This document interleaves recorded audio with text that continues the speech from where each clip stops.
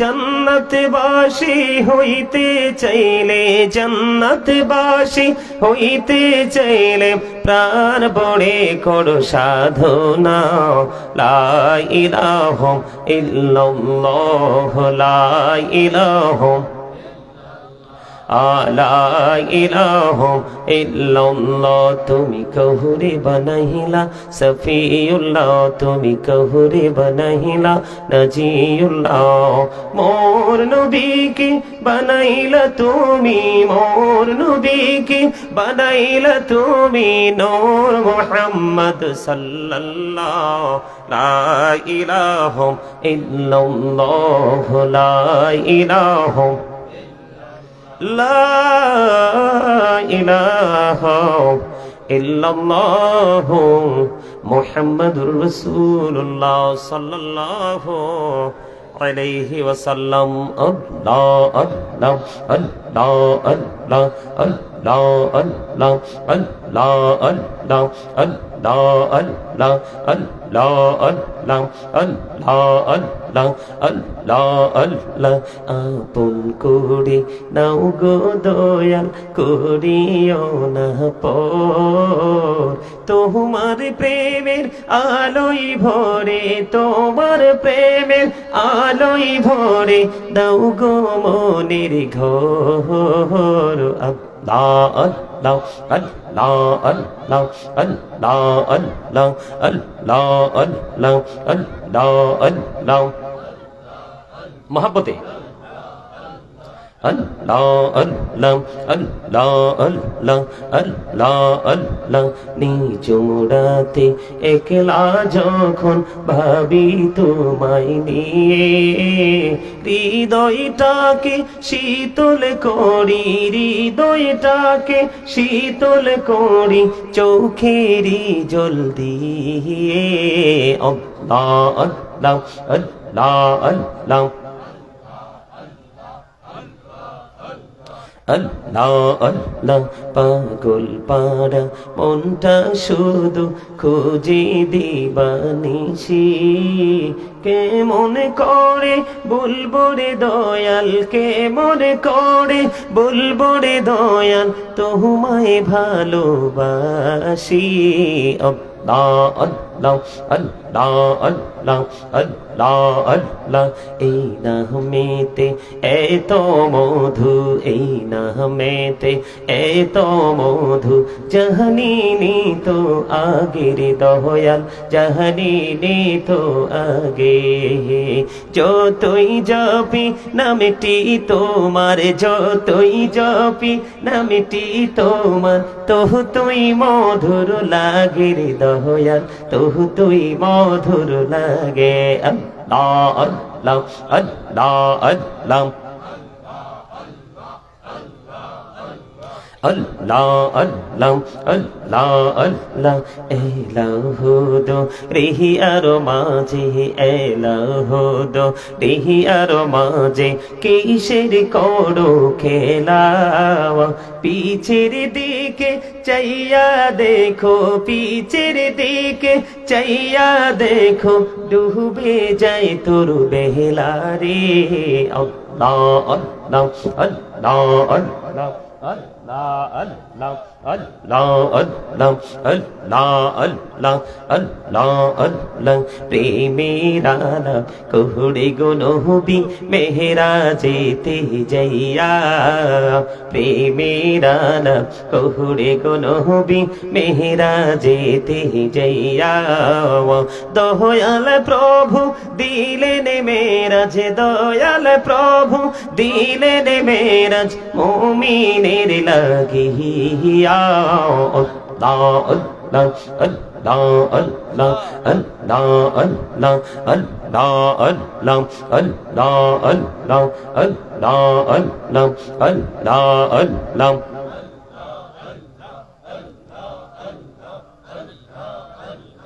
আল্লাহ আল্লাহ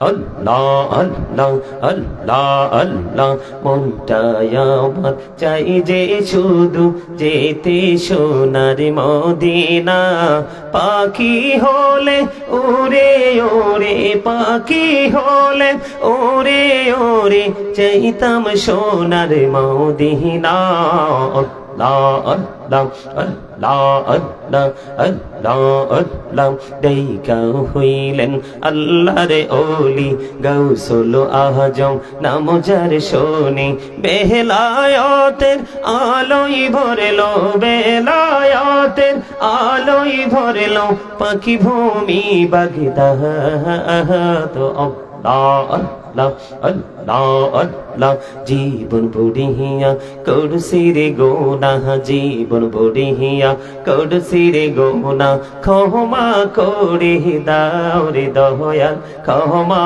করে দাও আই রে গোনা গলে ক্ষমা করিয়া গোনা গলে ক্ষমা করিয়া কবুল করে নাও রে দয়াল কবুল করে নাও লা ইলাহা ইল্লাল্লাহু মুহাম্মাদুর রাসূলুল্লাহ সাল্লাল্লাহু আলাইহি ওয়াসাল্লাম। সম্মানিত উপস্থিত উলামায়ে কেরাম, আমন্ত্রিত অতিথিবৃন্দ, দাড়ি পাকা আমার মুরব্বী বাবারা, যুবক ভাইয়েরা, পর্দার অন্তরালে রয়েছেন আমার মা বোনেরা, বিশেষ করে আজকে অম্বরপুর পৌনসাই কেন্দ্রীয় জামে মসজিদের উদ্যোগে আজকে পবিত্র ওয়াজ দোয়ার মাহফিলের আয়োজন করা হয়েছে। আজকে যারা টাকা দিয়ে, পয়সা দিয়ে, অর্থ দিয়ে, বুদ্ধি দিয়ে, শ্রম দিয়ে, সার্বিক সহযোগিতার মাধ্যমে আজকে যারা এই জান্নাতের বাগান সাজিয়েছেন, সকলের প্রতি আমার আন্তরিক সালাম। আসসালামু আলাইকুম ওয়া রাহমাতুল্লাহি ওয়া বারাকাতুহু। আমরা আল্লাহ রাব্বুল আলামিনের দরবারে লক্ষ কোটি শুকরিয়া জ্ঞাপন করছি যে মহান রাব্বুল আলামিন আজকে আমাদেরকে এই জান্নাতের বাগানে সুস্থ মানসিকতা নিয়ে, সুস্থ শরীরে এই জান্নাতের বাগানে আসার তৌফিক দিয়েছেন। আল্লাহর হাবিবের শানে কয়েক মর্তবা দরুদ ও সালাম, আল্লাহর জিকির করার তৌফিক দিয়েছেন। সে শুকরিয়া দান সকলে পড়ুন আলহামদুলিল্লাহ। আরো জোরে পড়ুন আলহামদুলিল্লাহ। সম্মানিত উপস্থিতি, আমার আলোচনার বিষয় একদিকে, আপনারা আমার সাথে আমি যা যা বলবো তা তা করার চেষ্টা করবেন জবান খুলে। এই যে আলহামদুলিল্লাহ, এটাও কিন্তু জিকির। এটা কি জিকির? আপনারা আমার দিকে তাকান। আপনারা আজকে প্রতিদিনই তো একজন আরেকজনের মুখোমুখি তাকান, একজন আরেকজনকে দেখেন, ফেস টু ফেস দাঁড়িয়ে কথা বলেন। দুজনের মধ্যে একটা গুড কমিউনিকেশন অল টাইম আপনাদের মধ্যে আছে, জানি থাকবে। কিন্তু এখানে এসে আপনাকে আমাকে প্রত্যেকটা মানুষকে আলাদা আলাদাভাবে চিন্তা করতে হবে। সেই চিন্তাটা হলো, আপনারা যখন সব জায়গায় একত্রিত হইলেও কিন্তু পার্সোনাল কোনো কিছুর প্রয়োজন যখন মানুষের হয়, তখন কিন্তু কেউ কারো দিকে তাকায় না। সবাই কিন্তু তার পার্সোনালিটির দিকেই কিন্তু তাকায় কিনা? সে তার পার্সোনালিটিটা কিভাবে ধরে রাখা যায় সে কিন্তু সেটাই করে। ঠিক তেমনি এই জায়গাটা হচ্ছে আপনার আমার জন্য আলাদা আলাদাভাবে বাজার করার জায়গা। কিসের জায়গা? বাজার করার জায়গা। যেমন আমি দুরূদ পড়েছি, বন্ধুরে আমার নবী, আপনার নবী দু জাহানের বাদশা নবী, তিনি জানিয়ে দিয়েছেন, কেউ যদি প্রতিদিন আপনার আমার প্রাণের নবীকে ভালোবেসে যদি প্রতিদিন মাত্র 1000 বার যদি দরুদ পড়তে পারে, সে জান্নাত না দেখা পর্যন্ত তার মরণ হবে না। এটা কি বাজার না? কথা বলেন না কেন? 1000 বার প্রাণের নবীকে ভালোবেসে আপনি দরুদ পড়বেন। হাদিসের রাবী হলেন হযরত আনাস রাদিয়াল্লাহু তাআলা আনহু। হাদিস খানে এসেছে দাইলামি শরীফের মধ্যে, বন্ধু আপনার আমার প্রাণের নবী তিনি জানিয়ে দিয়েছেন, পৃথিবীর বুকে কেউ যদি প্রতিদিন প্রাণের নবীকে ভালোবাসিয়া মাত্র 1000 বার যদি দরুদ পড়তে পারে, সে জান্নাত না দেখা পর্যন্ত তার মরণ হবে না। রে চান্দিনা অম্বরপুর পৌনসাই গ্রামের মানুষ, হৃদয় খুলে শোনো বন্ধু, আমার মা বোনদেরকেও বলবো হৃদয় জানালা খুলে শোনো। শুধু প্রতিদিন নয়, এই যে আমরা যারা আছি এখানে বন্ধু, এখান থেকে শিখবে এবং বাসায় গিয়ে মানুষকে জানিয়ে দিব আপন স্বজনকে। জুম্মার দিনে কেউ যদি রাসূলকে বেশি ভালোবেসে মাত্র 80 বার যদি দরুদ পড়তে পারে, তাহলে তার 80 বছরের সগীরা গুনাহ আমার আল্লাহ মাফ করে দেয়। আমার নবী বলেছে এই পৃথিবীর বুকে জীবন থাকতে তুমি যত বেশি দরুদ পড়বা গো, আমার নবী বলেছেন পৃথিবীর বুকে থেকে যে ব্যক্তিটা আমার প্রাণের নবীর সাথে ভালোবাসার প্রেমের ডুরি লাগাইয়াও যে যত বেশি দরুদ পড়বে, আমার নবী বলেছে সে কাল হাসরের দিন আমার তত বেশি কাছে থাকবে। যে নবীর কাছে থাকবে তার কোনো বিপদ আসেনি? কথা বলেন না কেন? বিপদ আসেনি? কাল কিয়ামতের দিন আপনার আমার নবী যখন সুপারিশ করবে, আল্লাহ রাব্বুল আলামিন আপনার আমার প্রাণের নবীর সুপারিশ তিনি কবুল করে নিবে। আল্লাহ কোরআনে বলেছে বন্ধু, আমি আপনাদের একে অন্য কোনো দিকে নিয়ে যেতে চাই না, এই জন্য বলছে একজন আরেকজনের দিকে তাকানোর প্রয়োজন নাই, একজন আরেকজনের দিকে তাকিয়ে সময় নষ্ট করার প্রয়োজন নেই। আজকে আপনাদের প্রয়োজন হলো আমার কথার দিকে। কথা বলেন না কেন? আমি আগেই বলেছি, ওয়াজ থেকে, মাহফিল থেকে, ক্লাস থেকে, শুক্রবার জুম্মার আলোচনা থেকে বিবেকবান মানুষ যারা তারাই বন্ধু শুধু উপকৃত হয় গো। আর যারা বিবেকহীন, সেন্সলেস যারা, তাদের কোনো উপকার নেই। তারা কোথায় আছে, কোথায় যাবে, কোথায় ছিল সেটা তারা বন্ধু বোধগম্য নয়। এই জন্য আমি বলে থাকি, আমার ওয়াজে হাজার হাজার লক্ষ লক্ষ বেয়াদবের চাইতে ভদ্র জেন্টেল 5 জন আমার জন্য অনেক বেটার। কথা বলেন না কেন? আমি যখন ভিক্টোরিয়াতে যখন ইংলিশ ক্লাস করতেছিলাম, একদিন আমার ম্যাম বলতেছিল যে আমার চাচা একজন ইংলিশ লেকচারার ছিলেন, ওনার হাতে অনেক ছেলেরা, অনেক স্টুডেন্টরা অনেক বড় বড় জায়গায় চলে গেছে। আজকে আমি তোমাকে ক্লাস করিয়ে ধন্য, আমি বলতে পারবো যে আমার একটা ছাত্র এই জায়গায় গেছে। সুবহানাল্লাহ বলেন না? তার মানে কি, যখন কোন টিচার যখন কোন স্টুডেন্টকে যখন শিক্ষা দেয়, টিচিং দেয়, মনোযোগ দিয়ে যখন সে শ্রবণ করতে থাকে, তখন শিক্ষকেরও পড়াইতে তাকে ভালো লাগে। কথা বলেন না কেন?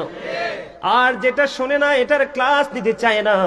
তেমনি ভাবে বন্ধু, যখন কোন আলোচক স্টেজে উঠে বসে, তার শ্রোতা যখন, প্রত্যেকটা মানুষ কিন্তু তখন ওই আলোচকের ছাত্র হয়ে যায়, স্টুডেন্ট হয়ে যায়।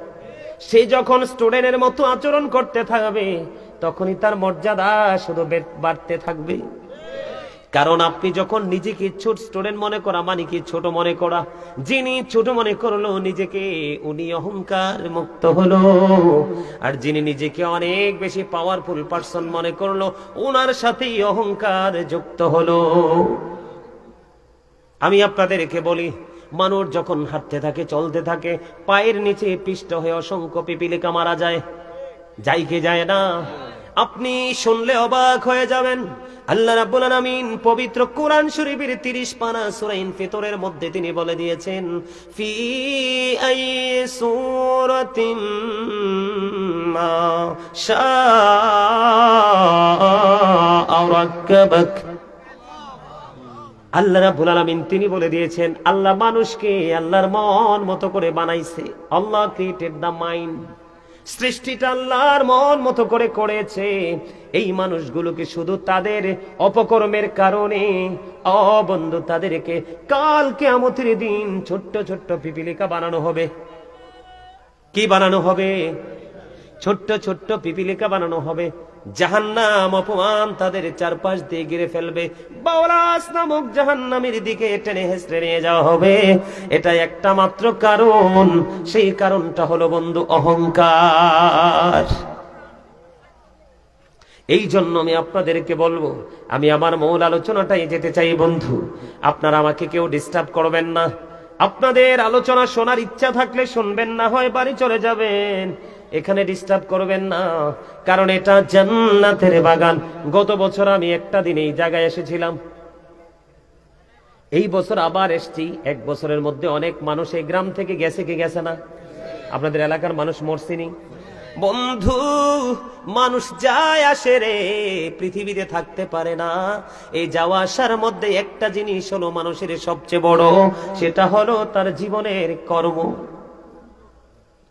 কর্মের কারণে মানুষ সম্মানী হয়, কর্মের কারণে মানুষ অসম্মানী হয়।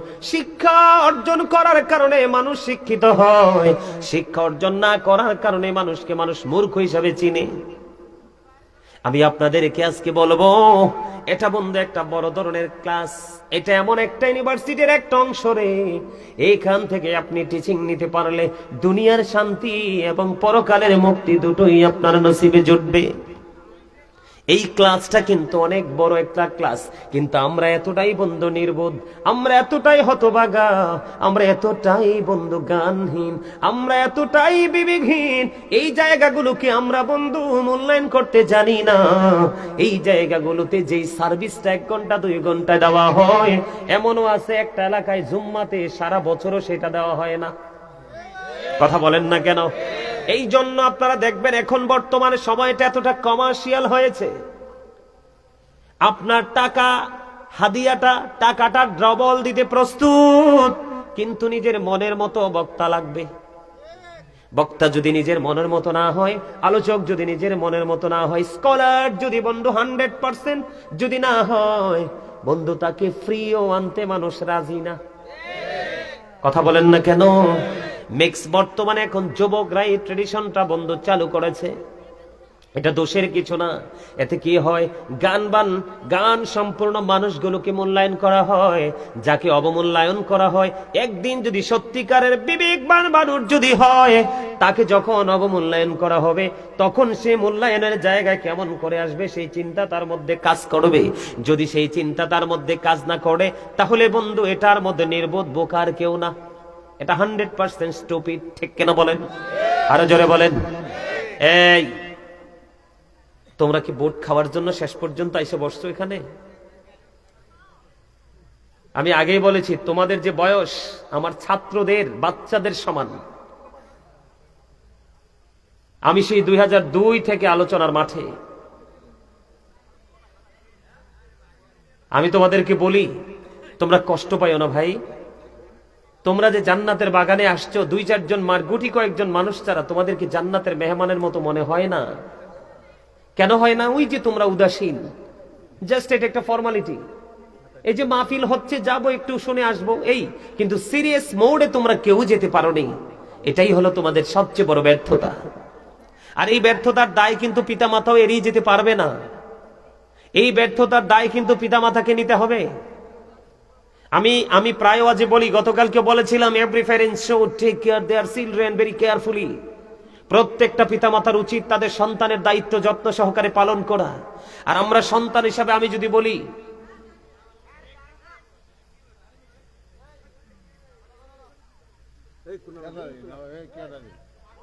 এখানে না, আউটসাইড।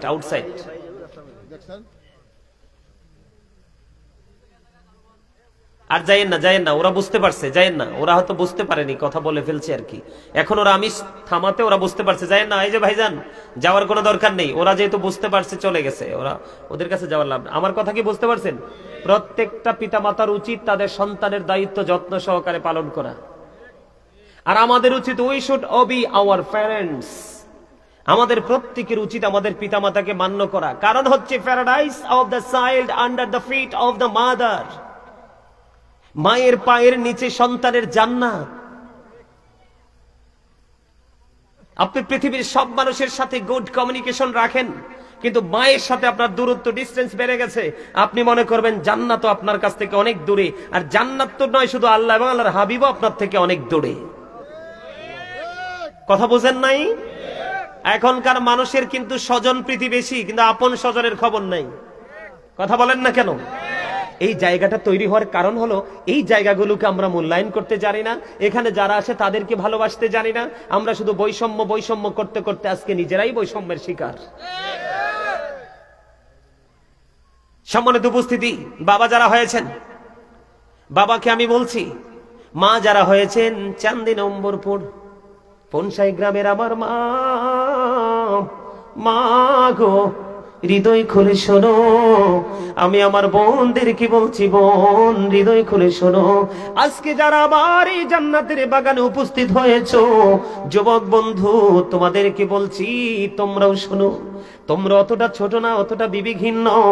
কাল বাদে পরশু তোমরাও বাবা হবে। আজকে তুমি যে বাবাকে, মাকে, মায়ের হুকুম অমান্য করে যে কষ্ট দিয়েছো, আগামীকালকে সেই কষ্টটা ডাবল রূপে তুমি রিটার্ন পাবে।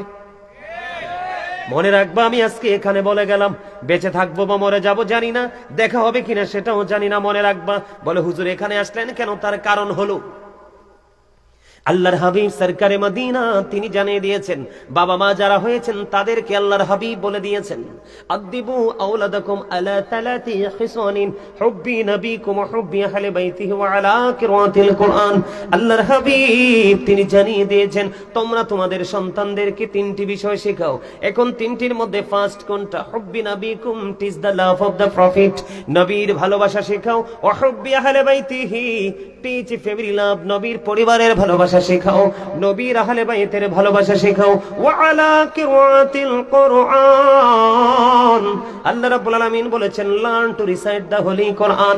বন্ধু আমি প্রতিদিন চেষ্টা করি, আমি যদি বলি I recite the holy Quran everyday in the morning and evening, আমি প্রত্যেক দিন কোরআন তেলাওয়াত করার চেষ্টা করি, হয় নিখুঁত কোরআন শরীফ, না হয় কিতাবের মাধ্যমে।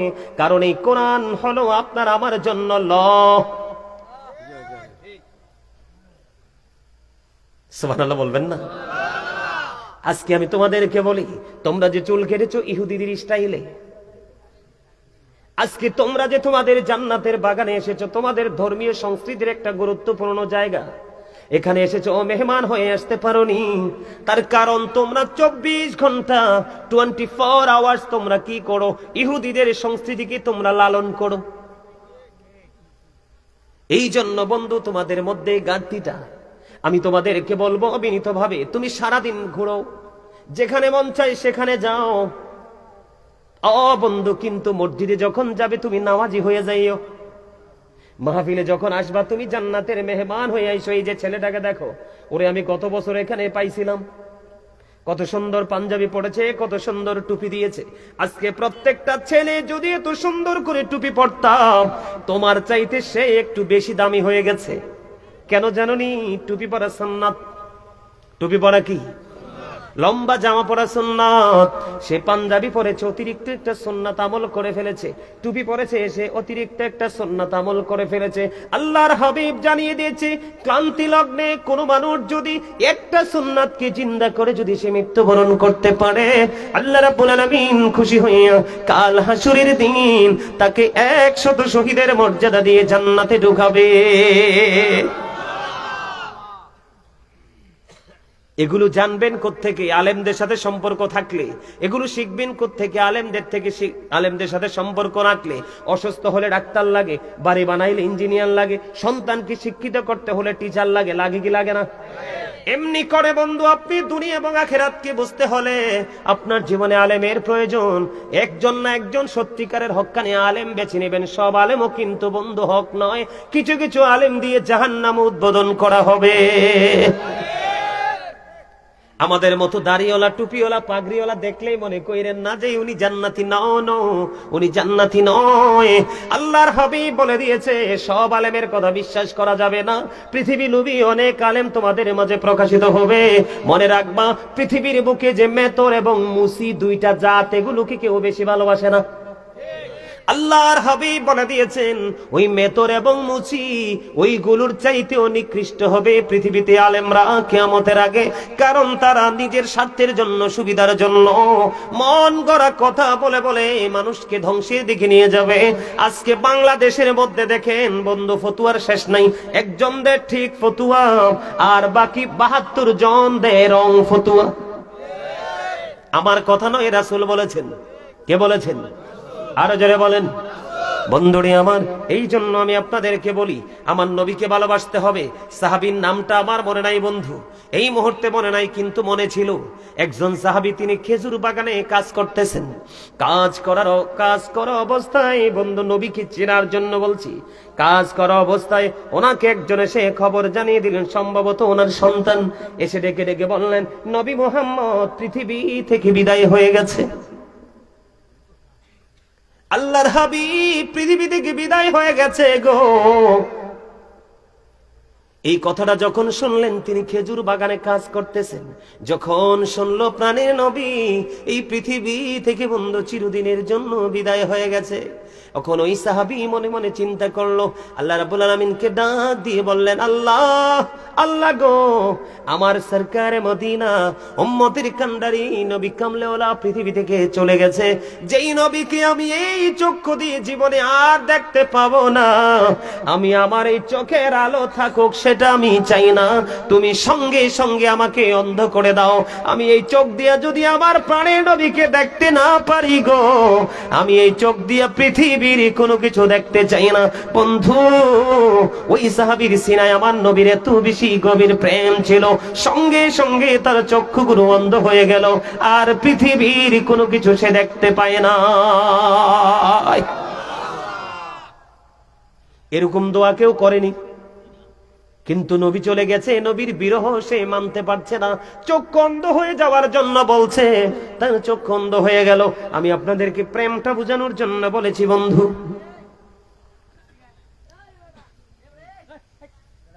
ওই ধরনের প্রেম আমরা আমাদের সিনায় ঢুকাতে চাই কি চাই না? কথা বলেন, আপনি আমি কি চান? আপনারা কি আমার থেকে সেই সাজেশনটা নিবেন? এখনকার যুগের মানুষ কি বেশি সুস্থ না অসুস্থ? কথা বলেন না, আওয়াজ তোলে বলেন না সবাই। এখনকার মানুষ বেশি তো রোগা, সুস্থ মানুষ পাওয়া খুবই মুশকিল। গ্রামে পর্যন্ত গেলে দেখা যায় মহিলারা বন্ধু ডায়াবেটিস হয়ে গেছে, বিভিন্ন রোগে আক্রান্ত। আছে না নাই?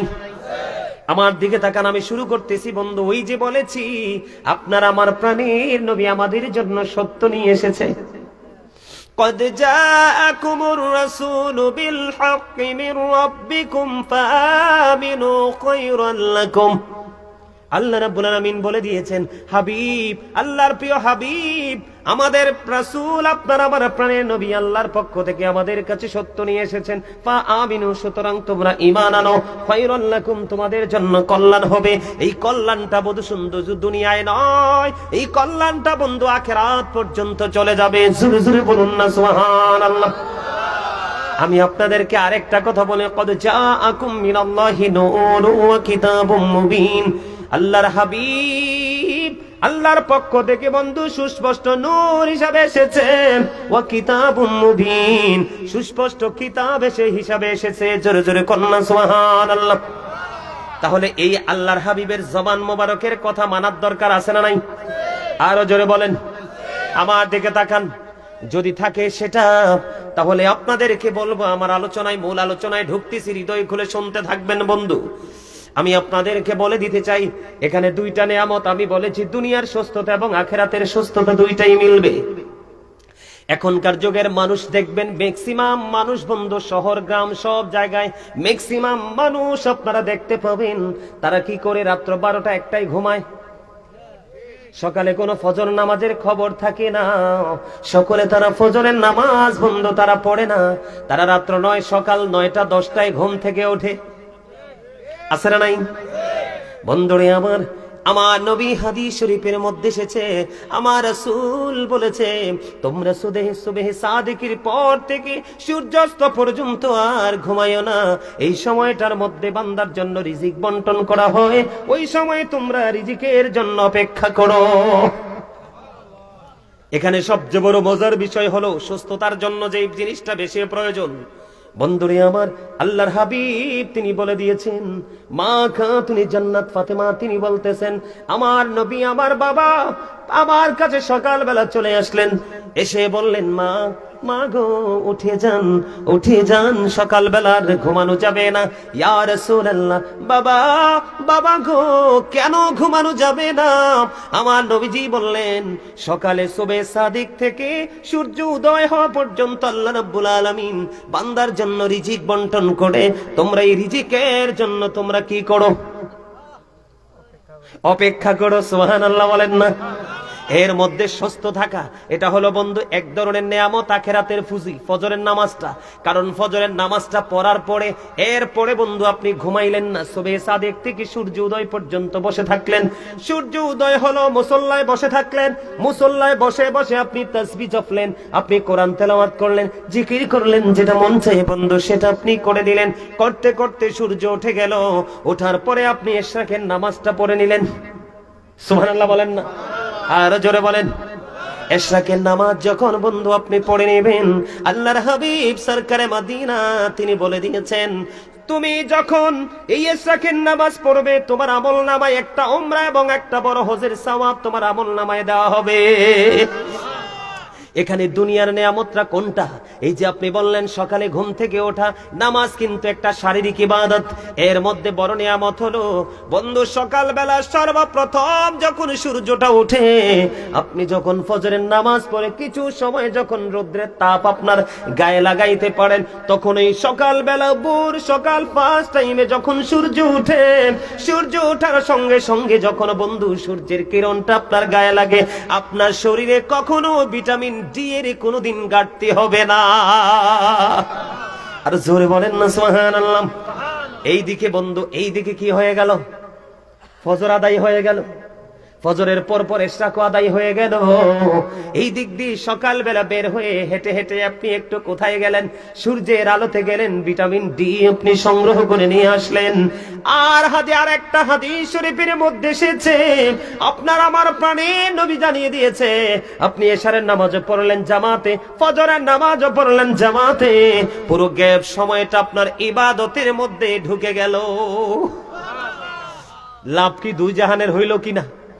দুজাহানের লাভ হইল কিনা? আপনি ফজর বেলায় বন্ধ উঠলেন, এখানে আমি সুস্থ থাকার জন্য আপনাদেরকে আরেকটা মেডিসিন দিতে চাই। সেই মেডিসিনটা হলো কি বন্ধু? মেসওয়াক। দুর্গন্ধের কারণে কিন্তু মানুষ কি হয়ে যায়? অসুস্থ হয়ে যায়, হয় কি হয় না?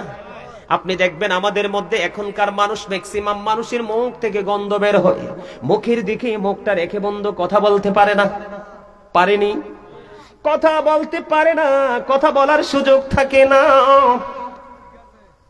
কথা বলতে পারে না। এই জন্য আল্লাহর হাবিব তিনি বলে দিয়েছেন, তোমরা বেশি বেশি করে মেসওয়াক করো, কারণ মেসওয়াক যখন করবা দুর্গন্ধ দূর হয়ে যাবে, আর দুর্গন্ধ দূর হয়ে গেলে মানুষ সুস্থ হয়ে যাবে। এটা সুস্থ থাকার আরেকটা অপশন হলো বন্ধু এটা। আল্লাহর হাবিব আরো বলেছেন, আমার উম্মতের জন্য কষ্ট হবে, আমার উম্মতের জন্য যদি কষ্ট না হতো, আমি প্রত্যেকটা নামাজের পূর্বে বলতাম তোমরা মেসওয়াক করে নামাজে দাঁড়াও। সুবহানাল্লাহ। একদিকে মুখের দুর্গন্ধ হলো, কি হলো? একদিকে মুখের দুর্গন্ধ দূর হয়ে গেল, আরেকদিকে মেসওয়াক করে নবীর নির্দেশ মান্য হয়ে গেল। লাভ আছে না নাই? একটা একটা করে মনে রাখবেন, সুস্থ থাকতে হলে বন্ধু ফজরের সময় উঠতে হবে। আপনি যদি মনে করেন না হুজুর আমি ফজরের সময় উঠবো না, তার আগে উঠবো, সুবে সাদেকের আগে, সুবে কাযিবের সময় আমি উঠবো, তাহলে আপনার জন্য আরো বেশি পজিটিভ নিয়ামত যুক্ত হয়ে যাবে কাল হাসরের ময়দানে। বন্ধু আল্লাহ রাব্বুল আলামিন আহ্বানকারী আহ্বান করতে থাকবে, আহ্বানকারী আহ্বান করতে থাকবে, যে যারা ওই যে গভীর রজনীতে নামাজ পড়েছো তোমরা দাঁড়াও। অল্প কিছু মানুষ দাঁড়াবে, গভীর রজনীর নামাজ হলো তাহাজ্জুদের নামাজ। হাদিস শরীফের মধ্যে এসেছে, অল্প কিছু মানুষ যখন দাঁড়াবে তখন আহ্বানকারী আহ্বান করতে থাকবে, ওই যারা দাঁড়াবে তারা সংখ্যায় খুবই কম হবে। আল্লাহ রাব্বুল আলামিন তাদেরকে অর্ডার করবে তোমরা জান্নাতে চলে যাও। তবে মজার বিষয় হলো তাদের অর্ডার হবে বিনা হিসাবে, তারা জান্নাতি হয়ে যাবে। আল্লাহর হাবিব বলে দিয়েছেন তারা বিনা হিসাবে জান্নাতে চলে যাবে। আর যারা দাঁড়াইতে পারেনি বন্ধু, হাত তুলতে পারেনি, তারা হিসাবের জন্য প্রস্তুতি নিবে। আমি আপনাদেরকে বলি, হযরতে দাউদ আলাইহিস সালাম, হযরতে সুলাইমান আলাইহিস সালামের বাবা, আল্লাহর কাছে সবচেয়ে বেশি প্রিয় নামাজ, সবচেয়ে বেশি প্রিয় নামাজ হলো আল্লাহ রাব্বুল আলামিনের কাছে দাউদ আলাইহিস সালামের নামাজ। কারণ তিনি রাত্র 1/6 সময় তিনি ঘুমাতেন। জোরে জোরে কন্না আল্লাহু আকবার। বন্ধুরে আমার, এবার আমার দিকে তাকান। আমাদের রোগ হওয়ার আরেকটা কারণ হলো, এখানে দুইটা মেসেজ আপনারা পেয়ে যাবেন বন্ধু। এর মধ্যে একটা হলো খাবার। এখন বর্তমানে যে দেশটার নাম হলো ইরান, এটার একটা সময় নাম ছিল বন্ধু পারস্য। পারস্য থেকে একজন চিকিৎসক আসলেন আমাদের আরবে। পারস্য থেকে একজন চিকিৎসক আসলেন, 2 বছর পর্যন্ত আরবে দেশে কাটাইলেন। 2 বছর কাটানোর পরে তিনি আরবে কোনো অসুস্থ রোগী পাননি। অসুস্থ রোগী না পাওয়ার কারণে 2 বছর শেষে তিনি প্রাণের নবীর কাছে চলে গেলেন। ইয়া রাসূলুল্লাহ, ইয়া হাবিবাল্লাহ, নবী, নবী গো, আমি আপনার এই দেশে 2টা বছর কাটিয়েছি, একটা অসুস্থ মানুষও আমি খুঁজে পাইনি। আপনার এই দেশের মানুষ সুস্থ থাকার কারণ কি? এটার পিছনে জাদুটা কি, নেয়ামতটা কি? এই কথা বলতে দেরি এবার আমার নবীজি বললেন, আমার দেশের মানুষ সুস্থ থাকার কারণ হলো, আমার দেশের মানুষ সুস্থ থাকার কারণ হলো তার এই পেটটাকে 3 ভাগে ভাগ করে। সুবহানাল্লাহ বলেন না? কয় ভাগে ভাগ করে? 3টি ভাগে ভাগ করে।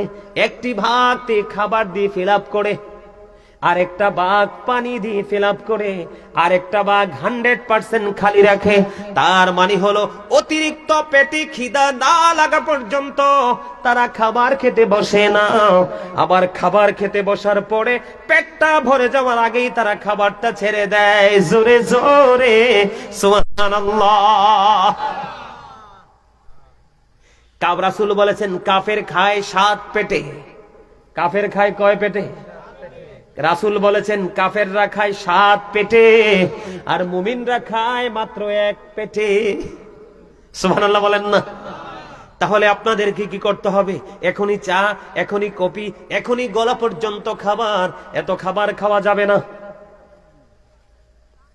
বুঝে নিছেননি? আমার কথা বুঝতে পারছেননি আপনারা? পেটটাকে নিজে নিজে 3 ভাগ করবেন। কয় ভাগ? মাত্র একটা ভাগ আপনি খাবারে পুরাবেন, আরেকটা ভাগ আপনি পানি দিয়ে ফিল আপ করবেন। এই তোমরা আসো, বসো, এদিকে আসো, এদিকে, এই সামনে আসো। দেখতে তো মনে হয় হাফেজ সাহেব, এদিকে আসেন।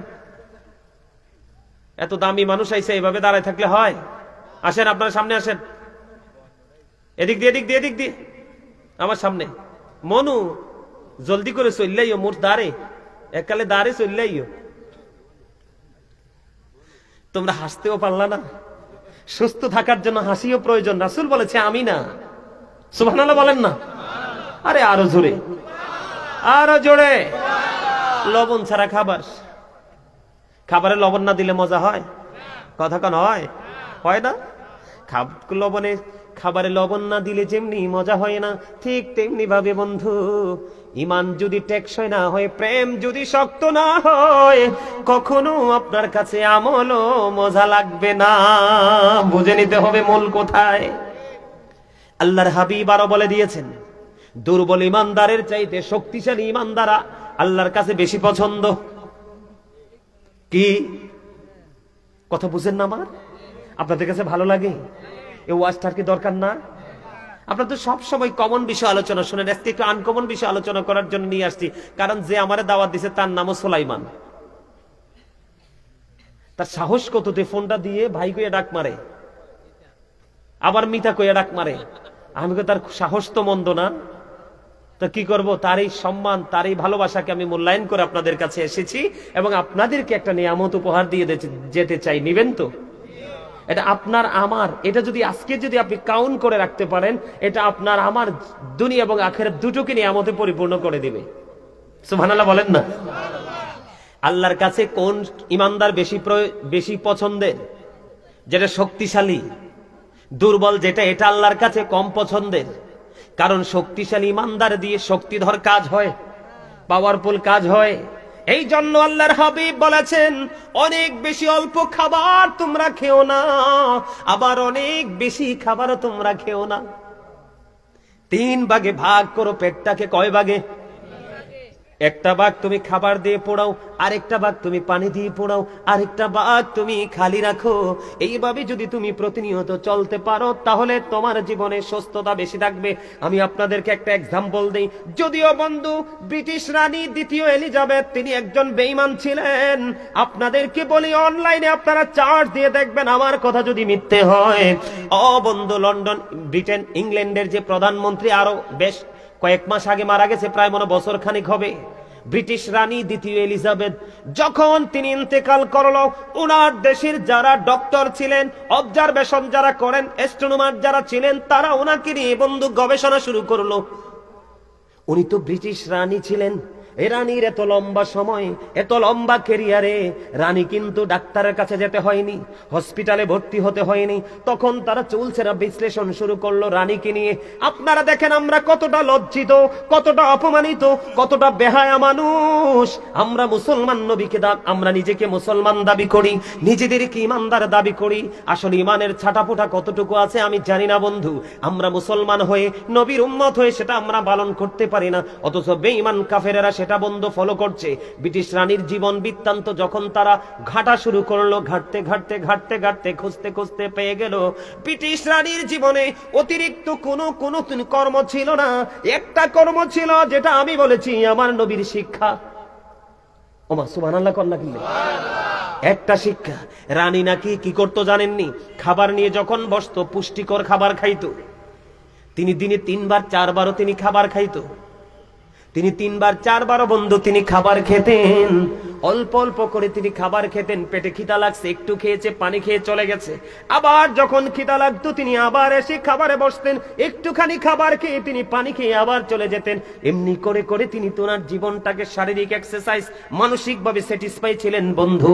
এই কারণে রানী লম্বা সময় বন্ধু, এই রিসেন্ট ঘটনা আপনারা যুবক যারা তোমাদেরকে বলছি অনলাইন ঘাটবা, আমি যদি মিথ্যা বলে থাকি, তারা তখন ঘাটার পরে দেখলেন রানীর জীবনে স্পেসিফিক কোনো সাধনা ছিল না, কোনো রেয়াজত ছিল না, একটা মাত্র রেয়াজত নবীর শিক্ষা। সুবহানাল্লাহ বলেন না, আরো জোরে বলেন।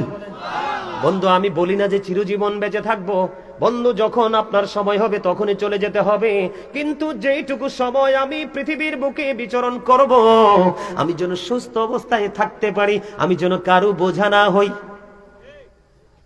বন্ধুরে আমার, এবার আমার দিকে তাকান। পানির মধ্যে সবচেয়ে উত্তম পানি হলো জমজমের পানি। কিসের পানি? জমজমের। সব পানি বৈশা খাই, জমজমের পানি কিন্তু দাঁড়াই খাইতে হয়। আল্লাহর হাবিব তিনি জানিয়ে দিয়েছেন, এ যুবক, এই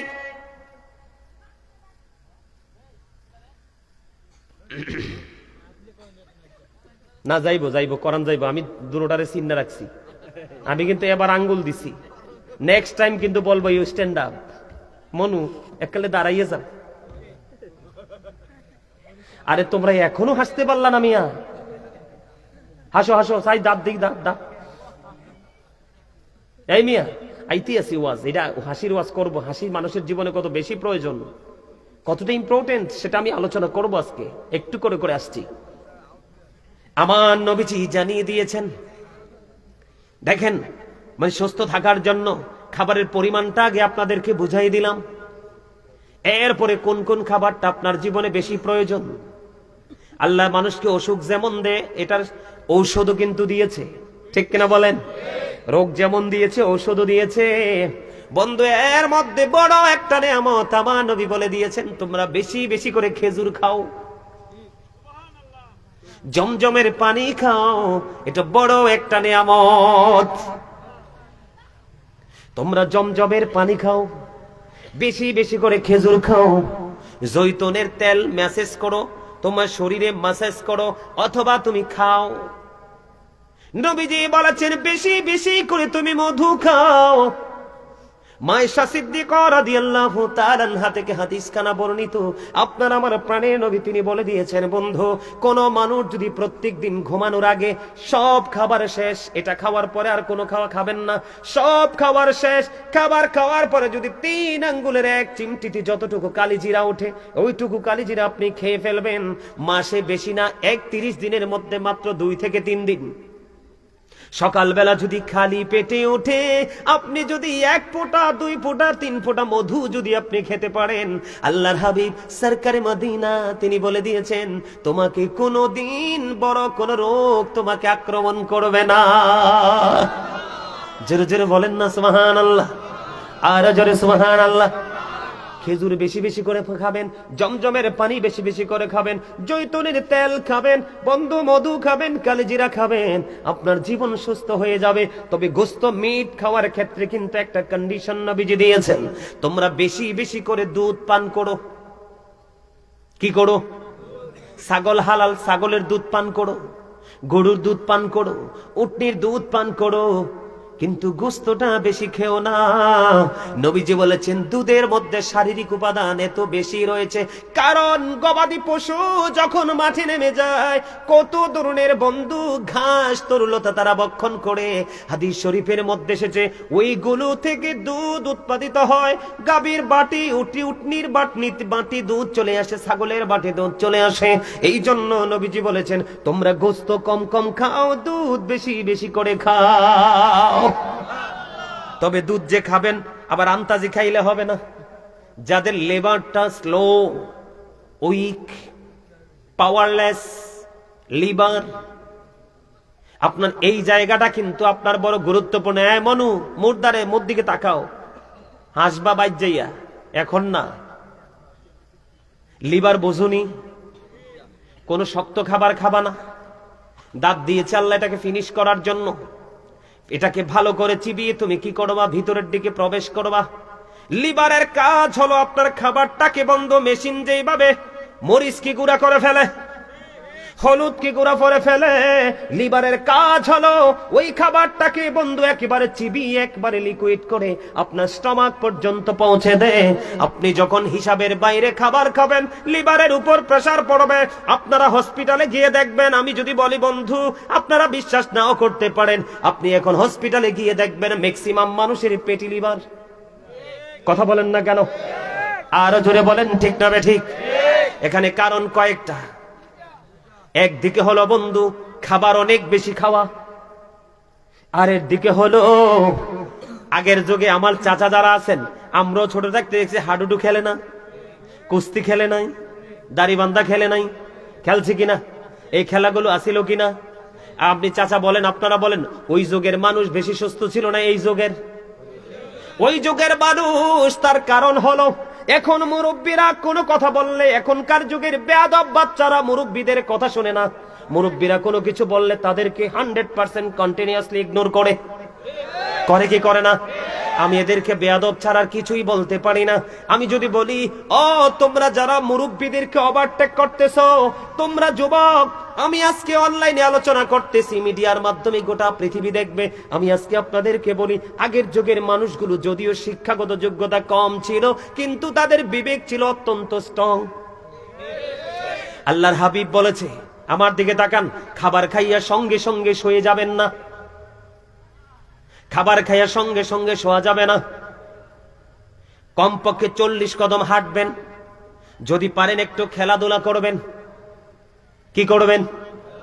যদি পারেন একটু খেলাধুলা করবেন, হাঁটাহাঁটি করবেন, একটু এক্সারসাইজ করবেন। সুস্থতার জন্য বন্ধু, সুস্থতার জন্য হাঁটাহাঁটি, দৌড়াদৌড়ি, খেলাধুলার বিকল্প নেই। তবে খেলাধুলাতে জুয়া ঢুকানো যাবে না। এখনকার খেলায় তো জুয়া ঢুকে, ঢুকি কি ঢুকে না? আরো জোরে, ঢুকি কি ঢুকে না? বিপিএল খেলে কোন দেশে, আইপিএল খেলে কোন দেশে, বাংলাদেশে কোবাকুবি করে মারে, আছে না নাই? আর মরে কি নিয়া? জুয়া খেলা নিয়া। তুমি সুস্থ থাকতে হলে এই খেলা খেলতে হবে, ওইটা না। আল্লাহ বলেছেন ইন্নামাল খামরু ওয়াল মাইসিরু ওয়াল আনসাবু ওয়াল আজলামু রিজসুম মিন আমালিশ শাইতান। আল্লাহ বলেছেন মদ, জুয়া, মূর্তি, ভাগ্য গণনা, ঘৃণ্য বস্তু শয়তানের কাজ। কার কাজ? এখন শয়তান আপনার আমার বন্ধু না শত্রু? Satan is the eternal enemy of the believers. শয়তান ইমানদারদের প্রকাশ্য শত্রু। তবে 100% মুমিন এবং মুমিনা যারা, তাদের জন্য নবীজি আল্লাহ মেসেজ দিয়েছে, ইন্না কাইদা শাইতানি কানা দাঈফা। আল্লাহ বলেছেন শয়তান ডিসিপশন ইজ ভেরি উইক। শয়তানের ধোঁকা মুমিনের জন্য একেবারে দুর্বল। হাজার চেষ্টা করেও মুমিনকে আটকাতে পারে না। নবীজি বলেছেন সুস্থ থাকার জন্য হাঁটাহাঁটির কোনো বিকল্প নেই। তুমি কুস্তি খেলো, শারীরিক এক্সারসাইজ হবে।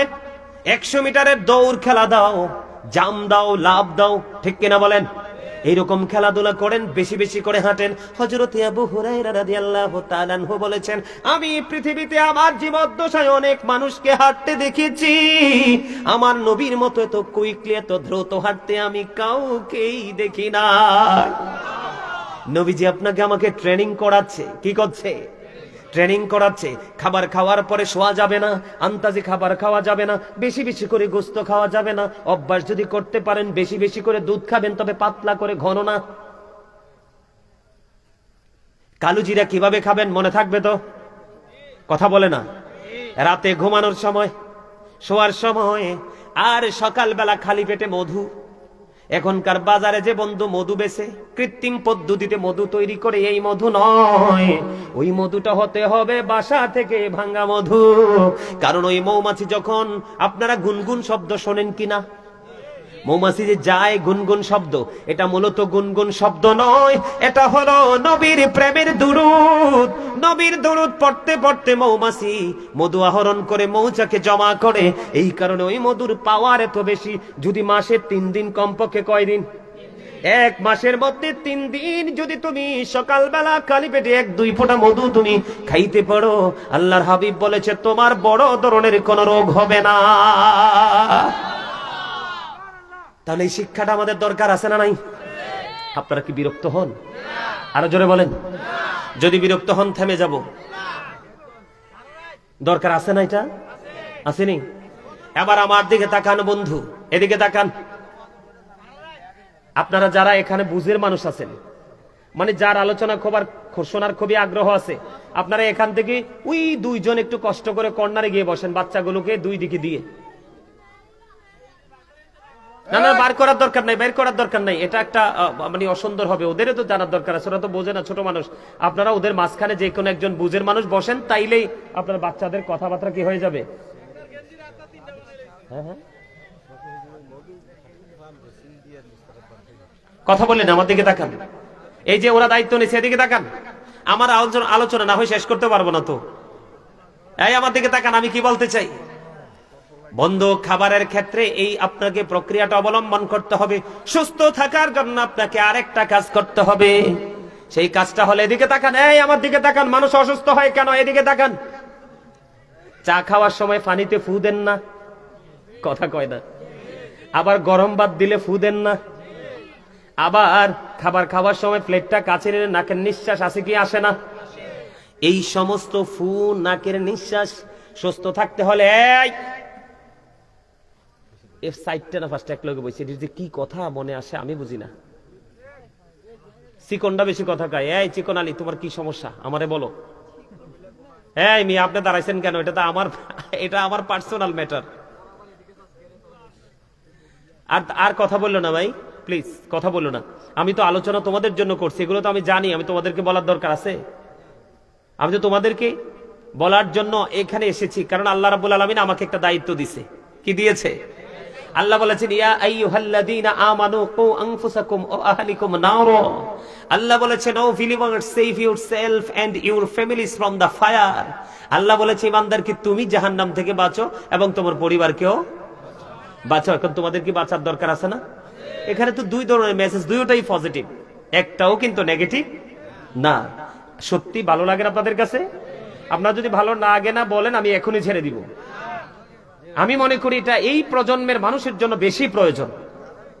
আবার দিকে তাকান, আমার দিকে ফলো করেন। নাকের নিঃশ্বাস খাবারে পড়া যাবে না, ইচ্ছে করে ফু দেওয়া যাবে না। কারণ নিঃশ্বাসটা যখন আসে, এই আপনারা বাংলা ভাষা মোস বলেন, মোস। আমরা বলি কিতাবের ভাষায় গফ। কি? আজকে আমি আপনাদেরকে বলি বন্ধু, আমরা এটাকে ফিনিশ করি, এটাকে দাঁড় করাই, ঠিক কিনা বলেন? তা আমরা অসুস্থ হব না তো কে হবে? আল্লাহর হাবিব বলেছেন, আমার দিকে তাকান, লজ্জা নয়। আপনার শরীরের যে গোপন অঙ্গের যে পশমগুলো আল্লাহর হাবিব বলতে আসে, এই জন্য কোনোভাবে ফু দিয়ে কোনো খাওয়া যাবে না, এটার মধ্যে বিমার আছে। আল্লাহর হাবিব বলেছেন, এইগুলো থেকে তোমাকে কি থাকতে হবে? দূরে দূরে বন্ধ থাকতে হবে। বগলের নিচে পশম আসেনি, কথা বলে না। এগুলোকে বড় করা যাবে না, এগুলো ক্লিয়ার করতে হবে। এমনি করে করে বন্ধু এই কাজগুলো আমাদেরকে করতে হবে। কি হ্যাঁ মনু হেইয়া তো সারা জীবনে শুনছেন, এই আগে কইজালি কি কন তে আমারে পাগল করতেছে। কারবালার ওয়াজ করতাম। আচ্ছা, কারবালার ওয়াজটা এটা আমাদের জীবনে কি আমরা শুনতেছি না? আমি তো তারে বলছি যে আমি তোরে কারবালার ওয়াজ শোনাবো, কিন্তু এই বিষয়টাকে শেষ করি না। হ্যাঁ, ইমাম হুসাইন শহীদ হয়েছে, এগুলো তো আমরা সবাই জানি, জানি কি জানি না?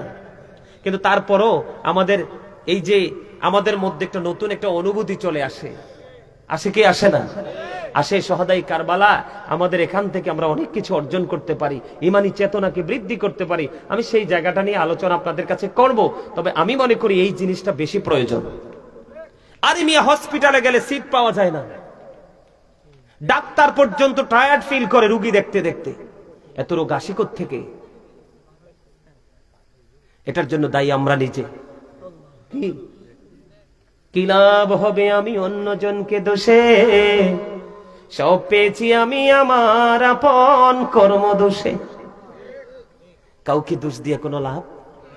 আপনার আমার কর্ম ভালো, ঠিক কিনা? এবার আসেন বন্ধু, আমার নবীজি বলেছেন সুস্থ থাকতে হলে তোমাকে হাসি খুশি থাকতে হবে, ফ্রি থাকতে হবে, মানুষের সাথে মিষ্টি আলাপ করার একটা অভ্যাস সমাজের মধ্যে একটা প্রচলন তোমরা বাড়াইতে হবে। এখনকার মানুষ কি কেউ কারো বাড়িতে যায়? আমি যখন ছোট ছিলাম বন্ধু, আমাদের গ্রামটা খুবই ছোট, নামাজ ছাড়া, ক্লাস ছাড়া, পড়া ছাড়া বাকি সময় ওই বাড়ি ওই বাড়ি ওই বাড়ি, এইজন ওইজনের সাথে গল্প করতে করতে সময় যাইতো। কিন্তু এখনকার ছেলেরা কি গল্প করে? এখনকার ছেলেরা এটা করে। কোনটা? আপনারা এটাকে বলেন মোবাইল, আমি বলি সর্বশ্রেষ্ঠ বিষাক্ত সাপ। বন্ধু, পৃথিবীর সাপের বিষ আপনি উজা দিয়ে, ডাক্তার দিয়ে বন্ধু ধ্বংস করতে পারবেন। এই সাপের বিষ এমন ভাবে সমাজে ছড়িয়েছে, এই সাপের বিষ থেকে বাঁচার কোনো উপায় নাই। একটা ছেলের মাথা ঠিক নাই, একটা ছেলের জবান ঠিক নাই, একটা ছেলের চোখ ঠিক নাই, একটা ছেলের কান ঠিক নাই, একটা ছেলের হাত ঠিক নাই, একটা ছেলের পা ঠিক নাই। সবগুলো বেঠিক হইতে হইতে হইতে হইতে তার হৃদয় পর্যন্ত বেঠিক হয়ে গেছে। তার হৃদয়ে শুধু কালো কালো চিহ্ন দেখা যায়।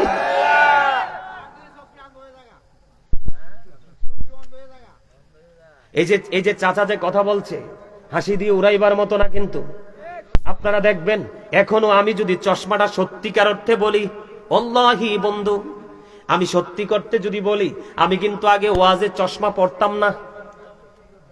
এখন আমি চশমা পরি, আমার কিছু ভক্ত আছে তারা মানতে নারাজ। হুজুর চশমাটা না দিলে সুন্দর দেখায় না, আরো বেশি সুন্দর লাগে। আসলে বন্ধু, চোখে কোনো সমস্যা নেই, আমাদের বয়স কিন্তু কম হয়নি, চুলদারি গুলো পাইকা গেছে, এখনো চোখের পাওয়ার কিন্তু যথেষ্ট আছে। ওই পর্যন্ত সব বলতে পারবো বন্ধু কি হচ্ছে না হচ্ছে। কিন্তু দুঃখজনক হলেও সত্য, আপনার আমার ভাই, বাবা, ভাতিজা, সন্তান ছোট্ট ছোট্ট চোখ কানা। কথা বলেন না কেন? একটা মাত্র কারণ, সেইটা হলো এইটা।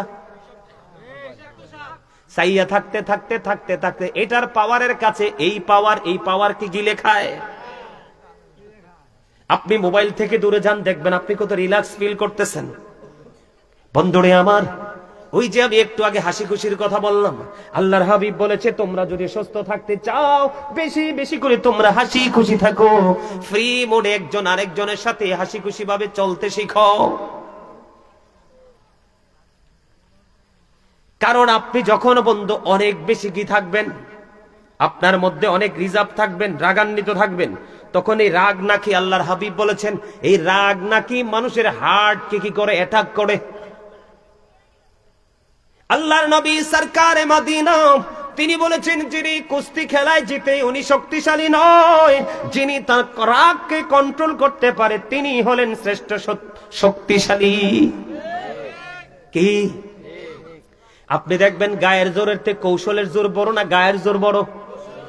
কৌশলের জোর বড়। সুস্থ থাকার জন্য সবচেয়ে বড় কৌশল হলো রাগকে কন্ট্রোলিং এ নিয়ে আসা। আল্লাহর হাবিব বলেছেন যদি তোমার অনেক বেশি রাগ হয় তুমি বসে যাও, তারপরেও যদি কন্ট্রোল করতে না পারো তুমি শুয়ে যাও। ফ্রি থাকতে চেষ্টা করো, ফ্রি যত বেশি থাকবা তুমি, হাসি খুশি যত বেশি থাকবা, তোমার সুস্থতার মান তত বেশি ভালো থাকবে, হার্টে কোনো প্রবলেম হবে না, প্রেসার আসবে না। আল্লাহর হাবিব তিনি জানিয়ে দিয়েছেন বন্ধু এইভাবে তোমরা জীবন যাপন করো। হিংসা থেকে, আত্মগরিমা থেকে, অহংকার থেকে, একদম রিজার্ভ মোড থেকে তোমরা বের হয়ে এসো, হাসি খুশি থাকো। দেখবেন হাসি খুশি যেই মানুষ থাকে তার সবকিছু ভালো। যেই মানুষটা একটু গোমরা থাকে, একটু বারবার দেখবেন তার চারপাশ ভার হয়ে যায়। আমি আপনাদেরকে এই বিষয়টা শেষ করে দেই বন্ধু, সুস্থ থাকতে হলে আরেকটা কাজ আপনাকে আমাকে বেশি করতে হবে। শুরু যেমনি করেছি ফজরের নামাজ দিয়ে, তেমনি ভাবে আপনাকে আমাকে আরেকটা অভ্যাস করতে হবে, যে নামাজটা হলো সালাতুল ইশারের নামাজ। আল্লাহ রাসূল কি করতেন? আল্লাহ রাসূল মাগরিবের পরে খাবার খেয়ে ফেলতেন। এশার নামাজ পড়ার পরেই তিনি বিছানায় চলে যেতেন।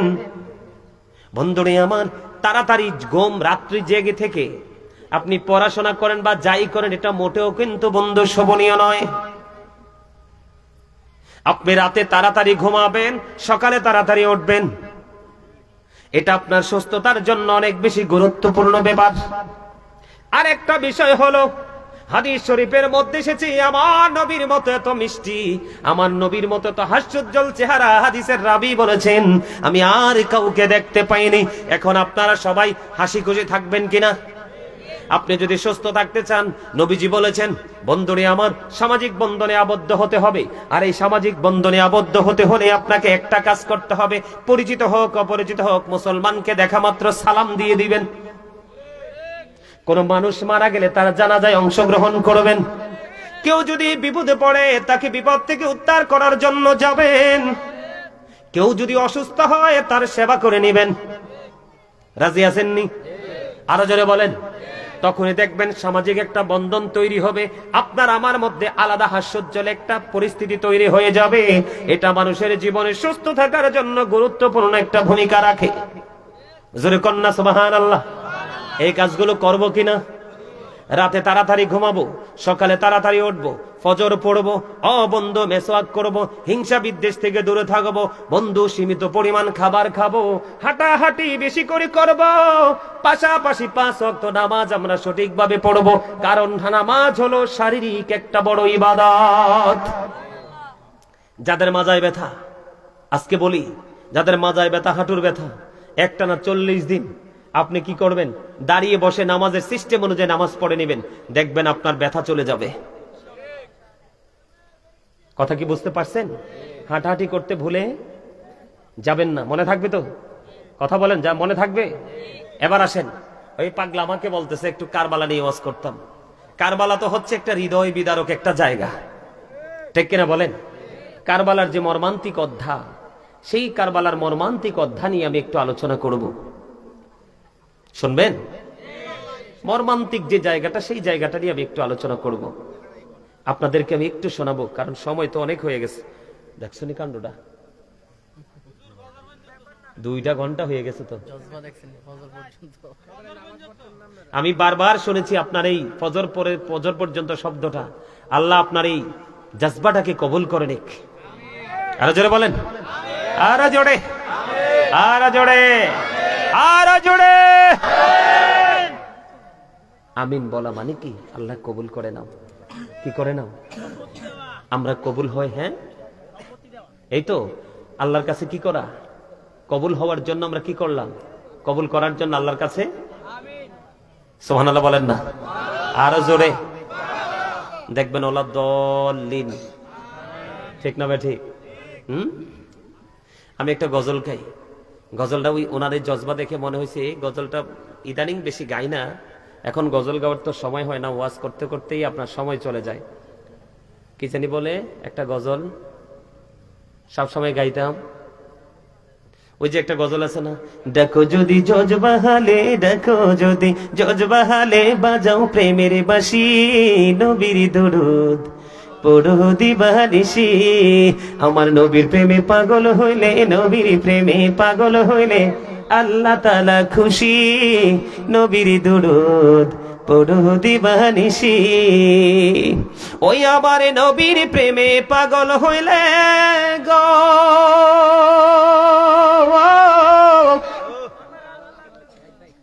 ওই আমার আল্লাহ তাআলার দিদার মিলে গো।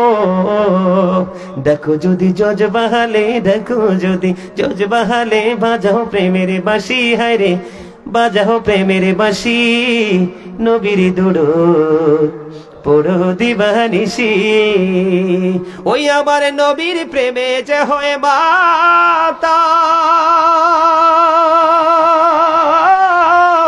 তাহার সম্মানে রয় চিরকাল। প্রমাণ আছে হযরত বিল্লাল, প্রমাণ আছে হযরত বিল্লাল বাইন্দা প্রেমের রশি, হায় রে বাইন্দা প্রেমের রশি। নবীর দুরূদ পুরো দিবানিশি। ওই হযরত ওয়াস করুনি প্রেমিক ছিল গো, ওই আমার নবীর প্রেমে দাঁত ভাঙিল গো। জুব্বায় উপহার পাইল, জুব্বায় উপহার পাইল, হইয়া প্রেমে উদাসী। নবীর দুরূদ পুরো দিবানিশি। মারহাবা কন্যা, আরে আরো জোরে মারহাবা। এতক্ষণে মনে হয় যে আমি ওয়াজ শুরু করছি, মানে জজবাটা এমনই লাগতেছে। মারহাবা বলেন। আল্লাহ আমাদের সবাইকে এতক্ষণ যে আলোচনা করেছি, যে কন্ডিশন গুলো আল্লাহর হাবিব আমাদেরকে দিয়েছেন, সবগুলো কন্ডিশন মেনে আগামী কাল থেকে যেন আমরা নতুন জীবন শুরু করতে পারি। আল্লাহ যেন আমাদের সবাইকে কবুল করেন। সকলে বলুন আমিন, আরো জোরে বলুন না আমিন। এখন মজা লাগতেছে না? এখন মনে হয়েছে যে আমার কাছে এক টুকরো চট্টগ্রাম, আমার কাছে মনে হয়েছে যে চান্দিনা নম্বরপুর পৌঁছায়, আমার কাছে মনে হয় যে এক টুকরো কি চট্টগ্রামে। রাত যত গভীর হয়, আমি সবচেয়ে বেশি প্রোগ্রাম করি চট্টগ্রামে, চট্টগ্রামে রাত যত গভীর হয় প্রেম তত বাড়ে। আসলে তো প্রেমের মজা তো গভীরে, যত জনগণ কমবে প্রেম তত বাড়বে। এটাই চট্টগ্রামবাসীর মধ্যে এটা এখনো পাওয়া যায়। বাংলাদেশের রাজধানী হলো কি? Dhaka is the capital of Bangladesh. বাংলাদেশের রাজধানী কি? আর সুন্নিয়তের সিটি কোনটা? রাজধানী কোনটা? সুন্নিয়তের ক্যাপিটাল কোনটা? চট্টগ্রাম। ওখানে গেলে বুঝবেন প্রেম কাকে বলে। এমিয়া গজলে টান দিলে কেউর পকেটে হাদিয়ার স্থির থাকে না, কেউর পকেটে হাদিয়ার কি থাকে না, স্থির থাকে না। ঢাকাও এমনটি হয়। আমি নারায়ণগঞ্জ হরিপুরে এই জানুয়ারি 24 তারিখে ওই মাহফিলটাতে যাব। প্রথম বছর যখন গেছি, মাহফিলের হাদিয়া ঠিক যত টাকা দিছে মাহফিলের হাদিয়া, পরে পকেট চাইয়া দিই গজলের হাদিয়া সেম টু সেম। মারহাবা বলেন। আসলে আমি হাদিয়া বলেন, এটাকে বলি প্রেম। এখন তো আর ওই রকম গজল গাওয়া যায় না, কারণ বিভিন্ন বিষয়ের উপর আলোচনা করি। মানুষ এত এলোমেলো জীবন যাপন করছে, এগুলো দেখলে আফসোস লাগে। আমি আপনাদেরকে বলি, হেদায়াত কিন্তু ভালোবাসা থেকে আসে। প্রেম না থাকলে আপনি কখনোই হেদায়াত পাবেন না। আমি আপনাদেরকে বলি, আপনারা তো নিশ্চয়ই কুমিল্লা যান না? একটা গজল গাইতা? ঠিক আছে ভাই, আমি দেখছি তোমার শুরুতে জজবা ছিল একটা নিবিড় শান্ত জজবা। আমি যখন জিকির ধরছি তখন দেখছি যে তার মানে ভাবটা পুরো একটা মানে অন্যরকম একটা ভাব আমি তার মধ্যে দেখতে পাইছি। আমি গাইবো, আমি একজন রাইটার, আমার সিনাই গজলের অভাব নাই, একবারে 100% ফিলাপ আছে। আপনারা চাইলে শোনাবো, অসুবিধা নাই। আমি একদিন মানে এই যুগের ছেলেদেরকে নিয়ে কথা বলতে বলতে লাইব্রেরিতে আমি কিছু বই নিতে আসছিলাম। তো আসার পরে এক কান্দিরপাড় নিউ মার্কেটে এখন অনেকগুলো লাইব্রেরি হয়েছে, আপনারা যারা গিয়েছেন তারা দেখেছেন। তা আমি একদিন ওই যে এই যে জিন্স প্যান্ট পরে আছে, ওই জিন্স প্যান্টটার অপকারিতাটা কি, ক্ষতিটা কি, এই বিষয়টা নিয়ে আলোচনা করতেছিলাম। ছেলেটা মনে হয় ছেলেটা 8-এ না জানি 9-এ পড়ে, আমি জানি না। ছেলেটা বলল, হুজুর আমার তো অনেকগুলো জিন্স প্যান্ট, আম্মুর সাথে ঝগড়া করে আমি জিন্স প্যান্ট কিনি, আমার পছন্দ, কিন্তু আজকে দাঁড়িয়ে দাঁড়িয়ে দূর থেকে আমি শুনলাম আপনার বক্তব্যটা, কোরআন এবং হাদিস দুটোর মধ্যে জিন্স প্যান্টকে অবৈধ বলে ঘোষিত হয়েছে। কি হয়েছে? জিন্স প্যান্টটা এটা অবৈধভাবে ঘোষিত হয়েছে। ওই ছেলেটা এসে আমাকে বলল, হুজুর এতদিন যে আমি পরেছি, আজকে থেকে আমি আর কোনোদিন এই প্যান্টটা পরবো না, আমি এটাকে আগুন দিয়ে জ্বালিয়ে দিব। যেটা আমাদের ইসলাম ধর্মের যে পোশাক, সেটাকে অ্যাটাক করে যে পোশাক, সেই পোশাককে আমি কি করব না, আর গ্রহণ। আমি আজকে গিয়ে সেটাকে পুড়িয়ে ফেলবো। আমি এতদিন যে পড়েছি সেই অপরাধটা মাফ হবে কিনা? আমি বলছি অবশ্যই মাফ হবে। কেন মাফ হবে? আল্লাহ বলেছেন, আল্লাযীনা আমানু, যারা ঈমান এনেছে, ওয়া কানু ইয়াত্তাকুন, এবং তাকওয়া অবলম্বন করেছে, লাহুমুল বুশরা, তাদের জন্য সুসংবাদ, ফিল হায়াতিদ দুনিয়া, দুনিয়ার জীবনে, ও ফিল আখিরা, এবং পরকালের জীবনে। জোরে জোরে বলেন না সুবহানাল্লাহ। মানে আপনি ইমানদার হওয়ার পরে যদি মালিককে ভয় করতে পারেন, আল্লাহ বলেছে লাহুমুল বুশরা ফিল হায়াতিদ দুনিয়া ও ফিল আখিরা, তোমাদের জন্য সুসংবাদ, তাদের জন্য সুসংবাদ যারা ইমানদার হওয়ার পর অন্তরে ভয় কি করতে পেরেছে, জাগ্রত করতে পেরেছে। দুনিয়াও নেয়ামত, পরকালও নেয়ামত। জিন্স প্যান্টটা নিয়ে কেন বললাম? এটা কারবালার সাথে যুক্ত। ওমা নাউজুবিল্লাহ কয় না, আরো জোরে। কারবালার যে নেগেটিভ সাইড, মিয়া ভাই,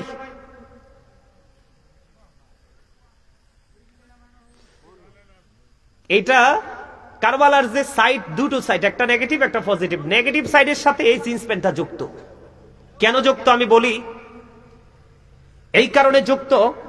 এদিকে দেখেন, এই যে আমার পায়জামার উপরটা কিন্তু এখানে, নাভির অনেক উপরে, 4 থেকে 5 আঙ্গুল উপরে, আর নিচে দিয়ে তো টাকনোর অনেক উপরে। কেন বলতেছি, তোমরা এই বিষয়টা সিরিয়াসলি নিবে ভাইয়ের আমার। তো এই পোশাকটার পাশাপাশি আরেকটা ওয়াজ করতে হবে। আমার একটা স্বাস্থ্য ভাই এসে বইসিতে একবার টকটকে লাল পাঞ্জাবি পরে আসছে। এই পাঞ্জাবিটা, পুরুষের জন্য টকটকে লাল পোশাকটা কতটা ক্ষতির কারণ, এটাও একটু বলবো। এটার সাথে নিবেন আপনারা, বিশেষ করে যুবকরা তোমরা নিবা। এই শিক্ষাটার দরকার আছে না নাই?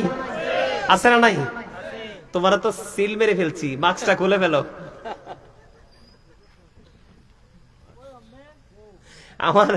আমার দুষ্ট একটা স্বাস্থ্য ভাই আছে, ওই তার মতোই তারে দেখতে লাগে। এই জন্য আমার নজরটা তার দিকে বেশি।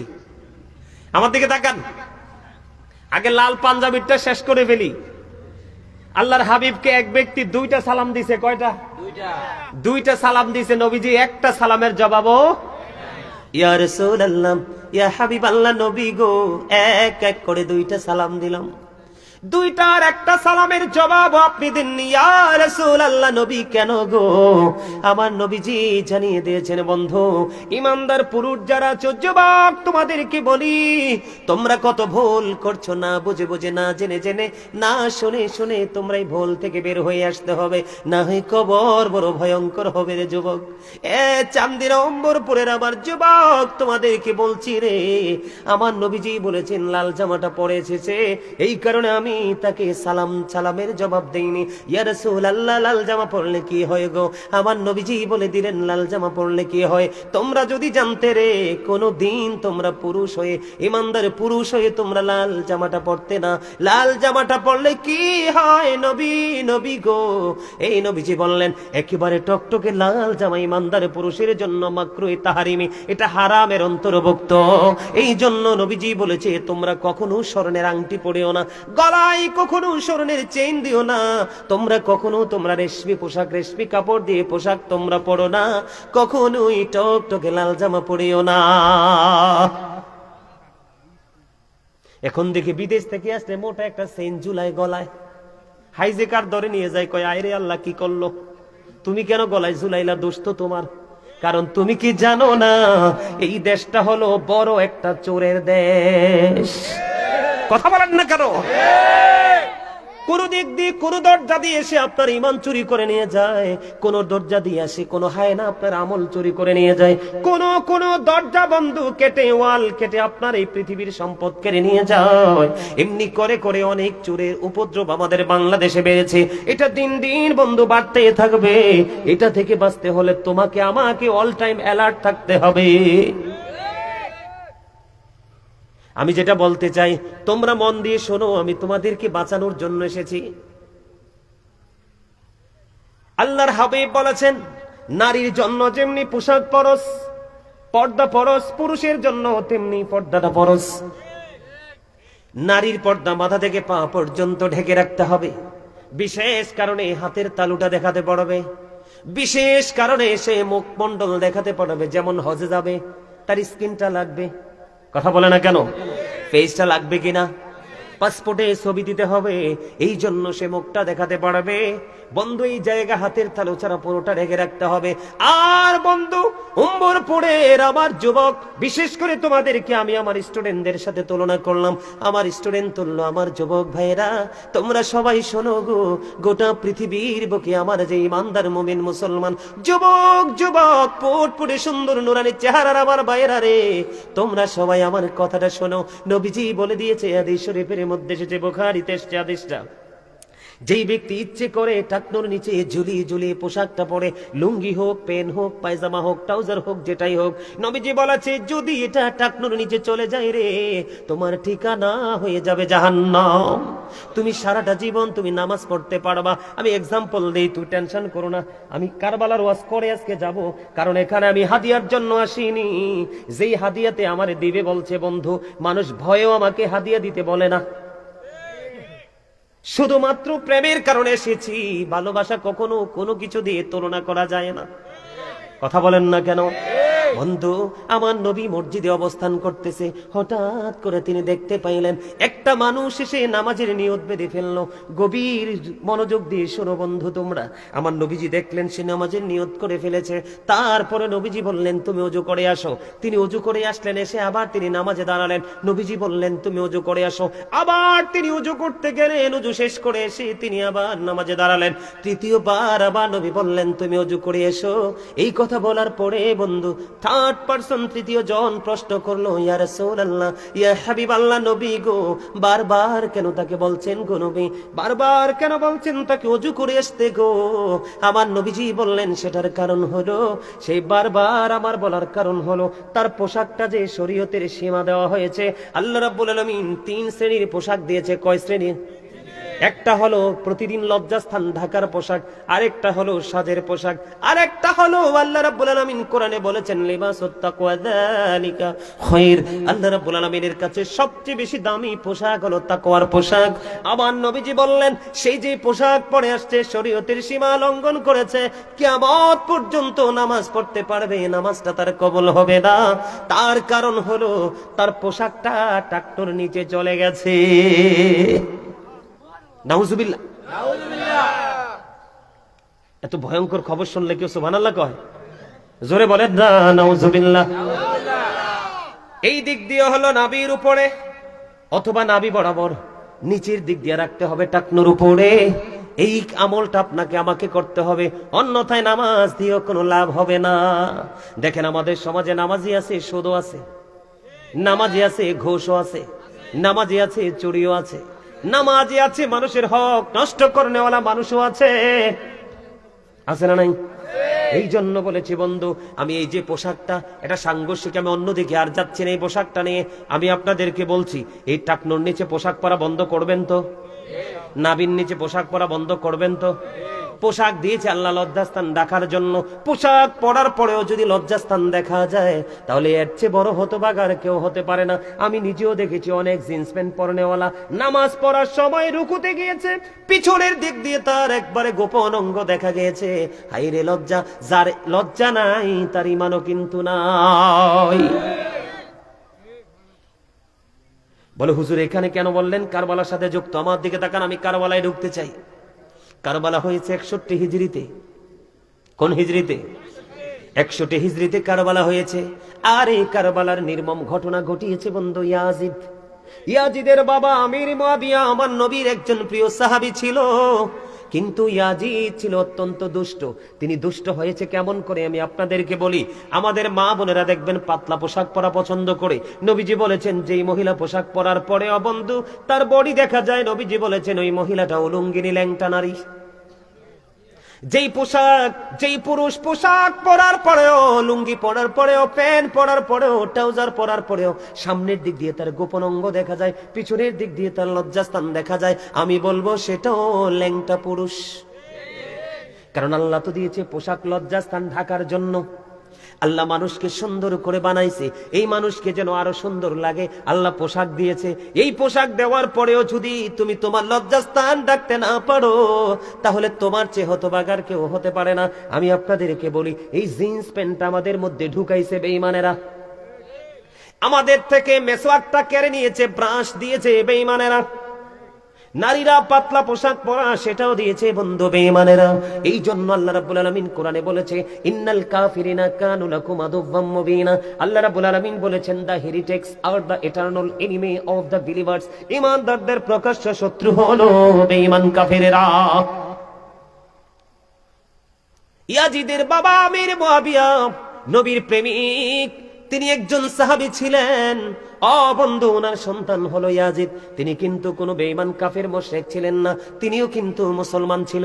তিনি কিন্তু ওপেনলি কোনো মসজিদ ভাঙে নাই, ওপেনলি কোনো মাদ্রাসা ভাঙে নাই। বন্ধু, ওনার কাজ হলো মুখে একটা, অন্তরে আরেকটা। এটার নামই হলো ইয়াজিদ, এটার নামই হলো ইয়াজিদিয়াত। মুখে হলো ইসলামের প্রেমের কথা, অন্তর ইসলামকে ধ্বংস করার পায়ে তারা। এটার নাম হলো বন্ধু ইয়াজিদিয়াত। আপনাদেরকে বলি, ইয়াজিদের যে উপদেষ্টা ছিল তার নাম ছিল শারজুন বিন মানসুর রুমি, যিনি ছিলেন একজন ইহুদি। তিনি দিনের বেলা বানর নাচাতো, রাতের বেলা মদের আসর বসাতো, নারীদেরকে, নষ্ট নারীদেরকে নিয়ে নাচ গানের আয়োজন করত। জোরে জোরে বলেন না নাউজুবিল্লাহ, আর জোরে বলেন না নাউজুবিল্লাহ। বন্ধু, আমি আপনাদেরকে বলি, কারবালা হয়েছে 61 হিজরিতে, আর 63 হিজরিতে হাররার ঘটনা ঘটিয়েছে ইয়াজিদ বাহিনী। আপনারা জানেন কিনা জানি না, যেই মসজিদে নববীর মধ্যে বন্ধু 1 রাকাত নামাজ পড়লে 50,000 রাকাতের সওয়াব পাওয়া যায়, ওই মসজিদে নববীর মধ্যে 3 দিন পর্যন্ত আজান দিতে দেয় নাই, আজান দিতে দেয়নি, নামাজ পড়তে দেয়নি। ঘোড়া বেঁধেছিল, ঘোড়া রাস্তা বল করেছিল, নোংরা করে দিয়েছিল। বন্ধু, আপনাদেরকে আরো বড় নোংরা জঘন্য খবর আমি দিতে চাই। বন্ধু, মদিনায় অতর্কিতভাবে 63 হিজরিতে 700-এরও বেশি সাহাবীকে হত্যা করা হয়েছে। 10,000-এরও বেশি সাধারণ মানুষকে হত্যা করা হয়েছে। বন্ধু, কিতাব প্রমাণ করেছে ইয়াজিদ বাহিনী হলো 100% ক্যারেক্টারলেস পিপল। বুঝেন নাই? চরিত্রহীন, কিহীন, চরিত্রহীন। নবীকে মানলে হবে গুড ক্যারেক্টার সম্পূর্ণ পারসন, আর নবীকে না মানলে হবে ক্যারেক্টারলেস পারসন। ইয়াজিদ এবং তার দল কোরআন হাদিসের ভাষায় বন্ধু ক্যারেক্টারলেস পিপল হিসাবে আমরা সবাই জানি, চরিত্রহীন লম্পট। আমাদের দেশে অনেক মানুষ আছে ইয়াজিদের প্রশংসা করে, আছে না নাই? ইমাম হুসাইনের কথা কয় না? আরে যুবক, চান্দিনা অম্বরপুরের যুবক, আমি কিন্তু একটু পরে মাহফিলটা শেষ করে দিব, তোমরা তোমাদেরকে বলবো you are very 100% successful person. কেন জানোনি? তোমরা যদিও হেসেছো, যদিও তোমরা মজা করেছো, আমি বিশ্বাস করি তোমরা ওয়াজেও মজা পেয়েছো, কারণ মজা না পাইলে কেউ কখনোই কাছে থাকে না। আমি তোমাদেরকে আরেকটা মজা দিতে চাই। ইমাম হুসাইনকে বাদ দিয়ে তোমরা আলোচনা করো, ইমাম হুসাইনকে নিয়ে আলোচনা করো না। নবীজি বলেছেন আল হাসান ওয়াল হুসাইনু সাইয়্যিদা শাবাবি আহলিল জান্নাহ। আমার নবীজি বলে দিয়েছেন ইমাম Hasan and Hussain are the leader of younger people in জান্নাহ। আমার নবীজি বলেছে, রে আমার যুবক উম্মতেরা, তোমরা শুনে রাখো, তোমাদের জন্য জান্নাতের রিসিপশনে দাঁড়িয়ে থাকবে, তোমাদের লিডার হয়ে যাবে ইমাম হাসান হুসাইন, 2 ভাই। আরে জোরে কন্না সুবহানাল্লাহ।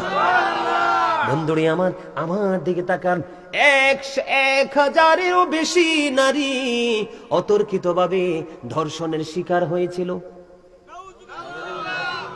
শুধু ধর্ষণের শিকার নয়, কিতাব খুলে বন্ধু নিজেরই 2টো চোখ খুলে খুলে দেখেছি, আর চোখের পানি চোখ দিয়ে বেয়ে বেয়ে পড়েছে বিরামহীন ভাবে।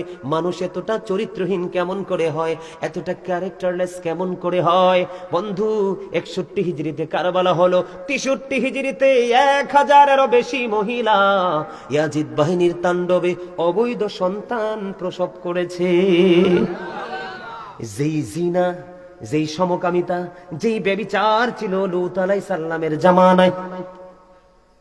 নাউজুবিল্লাহ বলেন না, আরো জোরে বলেন নাউজুবিল্লাহ। এখনো আমাদের দেশে বলৎকার আছে না নাই? জিনা আছে না নাই?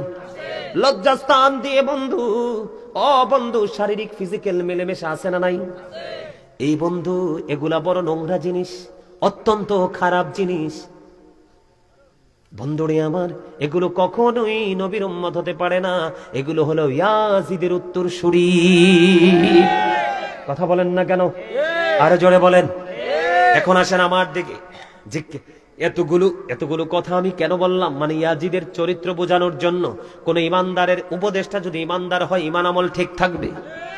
কোন ইমানদারের উপদেষ্টা যদি কোনো বেঈমান হয়, কখনোই কোনো মানুষ ঠিক থাকতে পারবে? বন্ধুরে আমার, আমি আপনাদেরকে বলবো 61 হিজরির যে মর্মান্তিক ঘটনা, বন্ধুরে আমার, হযরত আলী আকবর যখন, আমি একবারে মর্মান্তিক জায়গাটা নিয়ে একটুখানি বলতে চাই, আমার দিকে তাকান।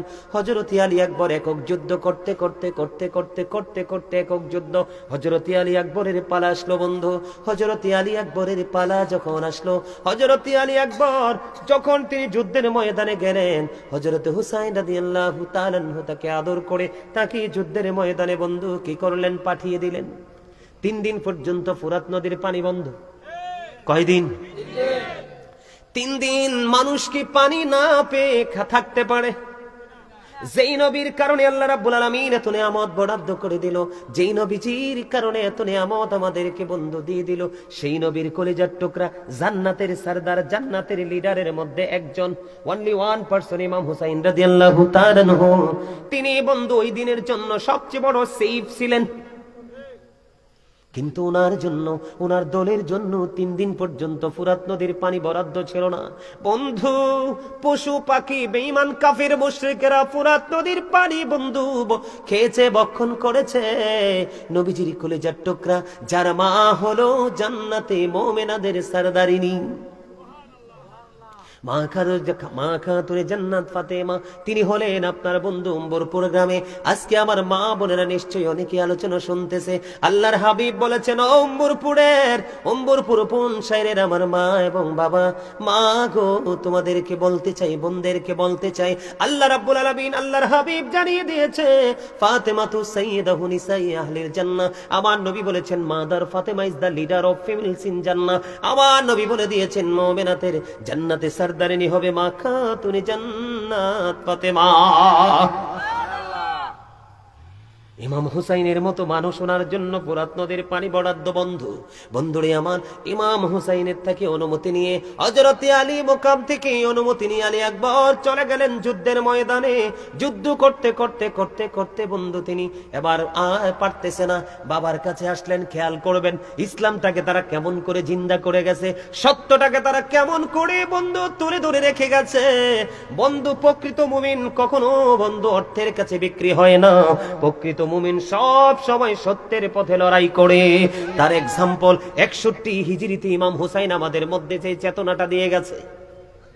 যারা ইমাম হাসান হুসাইনকে ভালোবাসে, তারা কিন্তু ইমাম হাসান হুসাইন এবং কারবালা থেকে তারা কিন্তু চেতনা ফিরে পায়, ইমানটাকে মজবুত করতে পায়। পুনরায় যখন ফিরে ফিরে আসে, তাদের মধ্যে সেই ফিলিংসটা চলে আসে।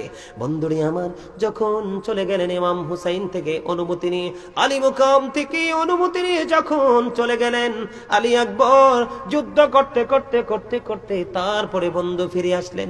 ফিরে আসার পরে আয়েশা বললেন, বাবাকে ডাক দিয়ে, হযরতে হুসাইন রাদিয়াল্লাহু তাআলা আনহুকে ডাক দিয়ে বললেন, বাবা, বাবা গো, ও বাবা, আমাকে একটা ফোঁটা পানি দাও। আল্লাহু আকবার বলেন না।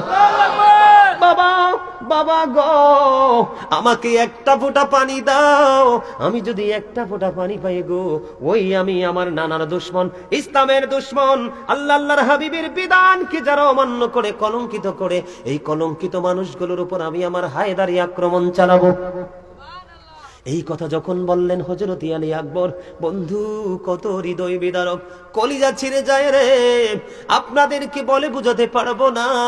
যখন বন্ধু একা একা যখন কারবালার ইতিহাস যখন পড়তে বসি, এমন যতবার এই কিতাবটা নিয়ে বসেছি বন্ধু, ততবার কিতাবের মধ্যে বন্ধু চোখের পানি পড়েছে এবং বন্ধুর দাড়িগুলো ভিজে গেছে।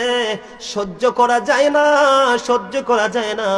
3 দিন পর্যন্ত ফুরাত নদীর পানি বন্ধ পায় না। 3 দিন পর্যন্ত ফুরাত নদীর পানি বন্ধ করে দিল। এরপরেও সত্যের পক্ষে লড়াই তারা ছাড়েনি। এখান থেকে আমরা ইসলাম প্রিয় যারা, তারা যুদ্ধ শিখেছি, ঠিক কিনা বলেন? এমনি করে করে বাবার কাছে আসলেন। বাবা গো, বাবা হলেন হযরতে হুসাইন রাদিয়াল্লাহু তাআলা আনহু। বাবা, ও বাবা, আমাকে একটা ফোঁটা পানি দাও, আমি আবার পুনরায় যুদ্ধের ময়দানে যাব, তাদের উপর হায়দারি আক্রমণ চালাবো। এবার বন্ধু আমার নবীজির কলিজার টুকরা হযরত আলী মুকাম ইমাম হুসাইন রাদিয়াল্লাহু তাআলা আনহু, তিনি কি করলেন? বাবা, বাবা গো, আমি কেমন করে তোমাকে পানি দিব গো? আজকে তোমার মতো আমিও তো 3 দিন তৃষ্ণার্ত, আমার কাছে তো কোনো পানি নেই। বন্ধু, আমার নবীজি প্রায় সময় ইমাম হুসাইনের দিকে নবীজির পবিত্র জিহ্বা মোবারক বের করে দিতেন। ইমাম হুসাইন রাদিয়াল্লাহু তাআলা আনহু আমার নবীজির পবিত্র জিহ্বা মোবারক চিষে ওনার মধ্যে একটা প্রশান্তির একটা ফিলিংস তিনি আনতে পারতেন। এই দৃশ্য দেখে ইমাম হুসাইন রাদিয়াল্লাহু তাআলা আনহু আলী আকবরের দিকে কি করলেন? আলী আকবরের দিকে শুষ্ক জিহ্বাটা বের করে দিল। ও বন্ধু, হযরত আলী আকবর আমার কলিজার টুকরা হুসাইন রাদিয়াল্লাহু তাআলা আনহুর শুষ্ক জিহ্বাটা বন্ধু চুষলেন, কিন্তু জিহ্বায় তো কোনো রস নাই। জোরে জোরে বলেন না আল্লাহু আকবার, আরে জোরে বলেন না আল্লাহু আকবার। যারা সত্যের জন্য, ইসলামের জন্য, ইসলামের ঝান্ডা উড্ডীন করার জন্য যাদের জীবনকে এমন ভাবে শহীদি মর্যাদার দিকে বন্ধু ইচ্ছে করে দাবিত করে দিয়েছে, তাদেরকে কিছু বললে কি মানা যায়? সহ্য করব আমরা? কথা বলেন, সহ্য করব? সহ্য করা যায় না, কারণ তাদেরকে ভালোবাসা আমাদের জন্য ফরজ। এই ফরজ ছাড়লে আপনার বাকি কোনো ফরজ কবুল হবে না। বন্ধুরে আমার, এবার কি করলেন? বাবার শুষ্ক জিহ্বাটা চষলেন। চষতে চষতে তিনি আবার কি করলেন? যুদ্ধের ময়দানে গেলেন। যুদ্ধের ময়দানে যখন তিনি তীরের আঘাত খাইলেন, ও বন্ধু, কারবালার ময়দানে ধুলাবালি ঝরতে থাকলো। বন্ধু, এত রৌদ্রের এত বেশি তীব্রতা ছিল, ধুলাবালি উঠতেছে। বন্ধু, ইমাম হুসাইন রাদিয়াল্লাহু তাআলা আনহু ডাক শুনতে পেলেন, সঙ্গে সঙ্গে গেলেন ওখানে গিয়ে দেখলেন ওনার কলিজার টুকরা শাহাদাত বরণ করেছে। ইন্না লিল্লাহি ওয়া ইন্না ইলাইহি রাজিউন। তখন হযরত হুসাইন রাদিয়াল্লাহু তাআলা আনহু হযরত আলী আকবরের পবিত্র নিথুর দেহ মোবারক তিনি কি করলেন? কাঁধে করে তাঁবুর নিচে আসলেন। এবার হাসান রাদিয়াল্লাহু তাআলা আনহুর সন্তান হযরত কাসেম রাদিয়াল্লাহু তাআলা আনহু বের হয়ে আসলেন। চাচা, চাচা গো, ও চাচা, আমাকে অনুমতি দাও, সত্যের পথে যুদ্ধ করে আমিও শাহাদাতের মর্যাদা পেতে চাই। এবার বন্ধু হযরত কাসেম রাদিয়াল্লাহু তাআলা আনহু চলে গেলেন, উনিও যুদ্ধের ময়দানে শহীদ হয়ে গেল। শহীদ হওয়ার পরে আবার ওই চাচা ইমাম হুসাইন দৌড়ে চলে গেল, বাবা গো, তোমাকে আমি দুর্বল হয়ে পড়েছি, তোমাকে আমি সাহায্য করতে পারলাম না। নিজের সন্তানের সাথে বন্ধু হযরতে কাসেম রাদিয়াল্লাহু তাআলা আনহুর দেহটাও তাঁবুর সামনে রাখলো। জোরে জোরে কন্যা ইন্না লিল্লাহি ওয়া ইন্না ইলাইহি রাজিউন। বন্ধু, এবার কি করলেন? এর মধ্যে ইমাম হুসাইন শহীদ হওয়ার পূর্বে বন্ধুরে আমার হযরতে আলী আসগরকেও শহীদ করে দিয়েছে। নাউজুবিল্লাহ বলেন না? বন্ধু, শহীদ হয়ে গেল, সব ফায়সালা শেষ। একমাত্র এবার বাকি আছে কে? ইমাম হুসাইন রাদিয়াল্লাহু তাআলা আনহু। ইমাম হুসাইন রাদিয়াল্লাহু তাআলা আনহু যে যুদ্ধের ময়দানে যাবে, ইয়াজিদ বাহিনী কোনোভাবে সাহস করছে না ইমাম হুসাইনের দিকে আক্রমণ, একক যুদ্ধ করতে। একটা পর্যায়ে দেখতে দেখতে দেখতে দেখতে বন্ধু এবার কি করলো? ইমাম হুসাইন যখন যুদ্ধের ময়দানে নেমে গেল, চতুর্দিক থেকে ইয়াজিদ বাহিনী ওনার কাছে চলে আসলো। আক্রমণ যখন শুরু করলো, আক্রমণ করতে করতে করতে করতে বন্ধু ওনার কাছ পর্যন্ত চলে গেল। যাওয়ার পরে আবার ডাক দিয়ে বললো, এখন কি নামাজের সময়? সুবহানাল্লাহ বলেন না? হয় এখন নামাজের সময়। যদি নামাজের সময় হয় রে, আমাকে তোমরা শহীদ করে দিও, কোনো আপত্তি নাই, জীবনের শেষ একদাটুকু আমার মালিককে দিতে দাও। জোরে কন্যা সুবহানাল্লাহ। এবার ইমাম হুসাইন রাদিয়াল্লাহু তাআলা আনহু বন্ধু কি করলেন? তিনি যুদ্ধের ময়দানে ওই যুদ্ধক্ষেত্রে তিনি নামাজ আদায় করলেন। নামাজটা আদায় করার পরে এবার সীমার ওনার বুকের উপর চেপে বসলো। এবার ইমাম হুসাইন রাদিয়াল্লাহু তাআলা আনহু এবং ইমাম হুসাইন রাদিয়াল্লাহু তাআলা আনহু তিনি বললেন, এরে সীমান, তুমি তো আমাকে শহীদ করার জন্য এসেছো, তুমি আমাকে শহীদ করে দেওয়ার জন্য এসেছো, আমি চাই তুমি তোমার বুকের জামাটা একটু খোলো। তখন সীমার বুকের জামাটা খুললো। সীমার যখন বুকের জামাটা খুললো, খোলার পরে তিনি চাইয়া দেখলেন সীমারের বুকের মধ্যে সাদা সাদা শ্বেত চিহ্ন দেখা যায়। নাউজুবিল্লাহ বলেন। ওনারটা ঠিক আছে, জোরে বলেন নাউজুবিল্লাহ। যখন সীমারের জামাটা খুললাম, সীমারের জামা খোলার পরে যখন বন্ধু তার বুকের জামা খুললো, খোলার পরে দেখতে পাইলেন তার বুকের মধ্যে সাদা সাদা শ্বেত চিহ্ন দেখা যায়। এটাকে হাদিস শরীফের মধ্যে আছে, কখনো কখনো এটাকে কুষ্ঠরোগ বলা হয়েছে, কখনো কখনো এটাকে আবার ডবল রোগ বলা হয়েছে। আমরা কিন্তু এটাকে শ্বেত রোগ হিসাবে চিনি, ঠিক কিনা বলেন? মানুষের শরীর সাদা হয়ে যায় এমন আছে না? এটাকে হাদিসের ভাষায় কুষ্ঠরোগ বলা হয় বন্ধু। এই কুষ্ঠরোগ, এবার ইমাম হুসাইন রাদিয়াল্লাহু তাআলা আনহু একটা ডাক দিয়ে বলল, রে সীমান, তুই বুঝি সেই বদকিসমত? আমার নানা আমাকে বলে গিয়েছে সাদা সাদা দাগের কিছু কুকুর আমার বাগানকে হরণ করে নিয়ে যাবে। সর্বশেষে তুই বুঝি সেই বদকিসমত, সাদা দাগের কুকুর? তুই আমার নানার কথা অনুযায়ী বুঝি নানার কলিজার টুকরা সাজানো বাগানকে হরণ করে নিয়ে এসেছস, তুই সেই বদকিসমত। নাউজুবিল্লাহ বলেন না? বলা বন্ধু শেষ হয়ে গেল। এবারে সিমর কি করলেন? ইমাম হুসাইন রাদিয়াল্লাহু তাআলা আনহুর বন্ধু ওনার কি করলেন? এই দেহ থেকে পবিত্র মাথাটা আলাদা করে দিল। আলাদা করে দেওয়ার পরেও বন্ধু ইয়াজিদ বাহিনী ক্ষান্ত হয়নি। ইয়াজিদ বাহিনী কি করছেন? এই উত্তপ্ত রোদের মধ্যে, ও বন্ধু, কারবালার ময়দানে ওনার এই পবিত্র মাথায় বন্ধু ঘোড়া দিয়ে পদদলিত করেছে। জোরে জোরে বলেন না নাউজুবিল্লাহ, আরে জোরে বলেন না নাউজুবিল্লাহ। ইমাম হাসান হুসাইন দুই ভাই এমন বন্ধু, ওনারা যা চাইতো তাই কিন্তু ওনাদের কাছে চলে আসতো। আমি আপনাদেরকে ওনাদের মর্যাদাটা বোঝানোর জন্য, কারণ আপনারা তৃণমূল পর্যায়ের মানুষ এখানে এসেছেন, সাধারণ গ্রামের সরল মনা মানুষ, আপনাদেরকে যদি এক্সপ্লেইন না করি আপনারা বুঝতে পারবেন না। ছোট্ট একটা ঘটনা বলি বন্ধু। ইমাম হাসান হুসাইনকে আমার আল্লাহ কত ভালোবাসতেন। একদিন ছোট্ট ছেলে হুসাইন, তিনি কি করবেন? একটু খেলতে মন চাইছে, দৌড়াদৌড়ি করবে, ছোটাছুটি করবে। হঠাৎ করে সঙ্গের আসলো, আসার পরে মার গলা জড়ায় ধরলো। মা খাতুনে জান্নাত ফাতেমার গলা জড়িয়ে ধরলো। ধরার পরে ডেকে ডেকে বললেন, আম্মু, মা গো, একটু অনুমতি দাও, আমি একটু খেলতে যাব, তবে আমার একটা আবদার আছে, খেলা শেষ করে আসার পরে আমাকে একটু আপেল দিতে হবে। সুবহানাল্লাহ বলেন না? ছোট্ট ছেলে, মাত্র ছোট্ট বন্ধু, একটু বুঝে নেবেন। এরে যুবক, এই আলোচনা শোনার পরেও যদি তোমরা হাসো আর তোমাদের কাছে কিছু বলার নেই। আজকে অনেক ট্রেনিং তোমাদেরকে দিয়েছি, আমি সর্বোচ্চ বল আজকে তোমাদের জন্য প্রয়োগ করেছি, তারপরেও যদি তোমাদের হাসতে মন চায়, আফসোস ছাড়া আর কিছুই থাকবে না। তুমিও তো একজন যুবক, তুমি কতটুকু আশার চাওয়ার প্রাপ্তি তোমার জীবনে ঘটেছে। আমি যদি বলি আজকে বন্ধু, আল্লাহি, আল্লাহর কসম করে বলছি, এই জান্নাতের বাগান, এই পবিত্র আসরে বসে আমি বলছি, আমি সুলাইমান এমন একটা ছেলে, আমার জীবনের শুরু থেকে এই পর্যন্ত আমার মালিকের কাছে যা চেয়েছি এই পর্যন্ত তাই আমি পেয়েছি। তুমি বুকে হাত দিয়ে বলো, হুজুর, আমার জীবনে যা চেয়েছি আমি তা পেয়েছি, বলতে পারবা না। তার কারণ আমার জীবনের সবচেয়ে বড় চাওয়া ছিল, আল্লাহ, তুমি আমাকে তোমার পথের একটা খাদেম হিসাবে কবুল করিও। আজকে আমি এত, আল্লাহ রাব্বুল আলামিন এত মর্যাদার জায়গায়, কোন জায়গায় চাইলেও আমি বিশেষ বক্তা হতে পারি না। কোন মানুষ আমাকে বিশেষ বক্তা বানাইতে রাজি হয় না। হুজুর প্রধান বক্তা না হয় প্রধান অতিথি, এটা আমি মনে করি মদিনা ওয়ালার খাতিরে আমার মালিক আমার জীবনের কোনো না কোনো কর্ম বন্ধু কবুল করেছে, এই কারণে তো মর্যাদার জায়গায় বসিয়ে দিয়েছে। ঠিক কিনা বলেন? এটা আমি বোঝার জন্য বলেছি তোমাদেরকে। বন্ধুরে আমার, এবারে কি করলেন? ছোট্ট ছেলে হুসাইন আবদার করেছে।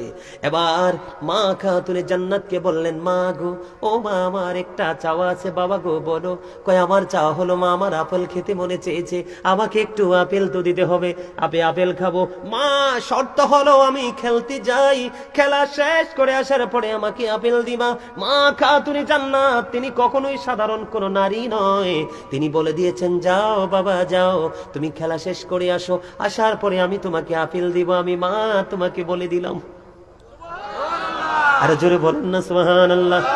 বন্ধু আমার, ওই ইমাম হাসান হুসাইনের প্রেম দেখে, তাদের চাওয়ার প্রাপ্তি দেখে বড় হিংসা হয়, বড় লোভ হয়। মালিক, তাদের নানার যে কলিজার টুকরা উম্মত হয়েছে, আমরা যেন পরিপূর্ণ উম্মত হয়ে যেতে পারি। এবার বন্ধু চলে গেলেন। কিন্তু ইমাম হুসাইনকে বিদায় দেওয়ার পরে মা ফাতেমা চিন্তা করতেছেন, আমি তো আমার সন্তানকে বলে ফেলেছি আপেল খাওয়াবো, কিন্তু মদিনার কোথাও তো আপেল নাই, আমি আপেল দিব কোত্থেকে? তিনি চিন্তায় পড়ে গেলেন। হঠাৎ করে ওনার মাথার মধ্যে একটা বুদ্ধি চলে আসলো, না না, বসে থাকবো না, আমি আমার বাবার কাছে চলে যাই। বন্ধু, আপনারা হজ করতে গেছেননি? নবীজি রওজা মোবারক থেকে মা ফাতেমার বাড়ি কিন্তু বেশি দূর না, অল্প একটু জায়গা। আমি মা খাতুনে জান্নাত ফাতেমার বাড়িতে একটু দূর। বন্ধু, বরকতের জন্য ঘুরে ঘুরে দেখে এসেছি, চক্ষুটা শীতল হয়ে গেছে। বন্ধু, মা ফাতেমা কি করলেন? আমার নবীজির কাছে চলে গেলেন। যখন গিয়েছে, কিতাব প্রমাণ করেছে মা ফাতেমার ললাটি বন্ধু ঘাম ছিল, ওনার যখন ঘর্ম প্রবাহিত হচ্ছিল দেখছে।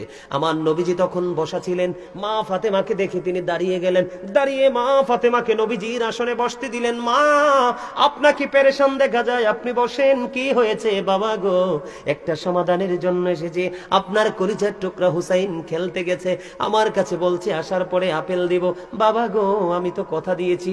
বাবা, কথা দেওয়ার পরে আমি চিন্তা করলাম মদিনার কোথাও তো আপেল নাই, আমি কোত্থেকে তাকে আপেল দিব?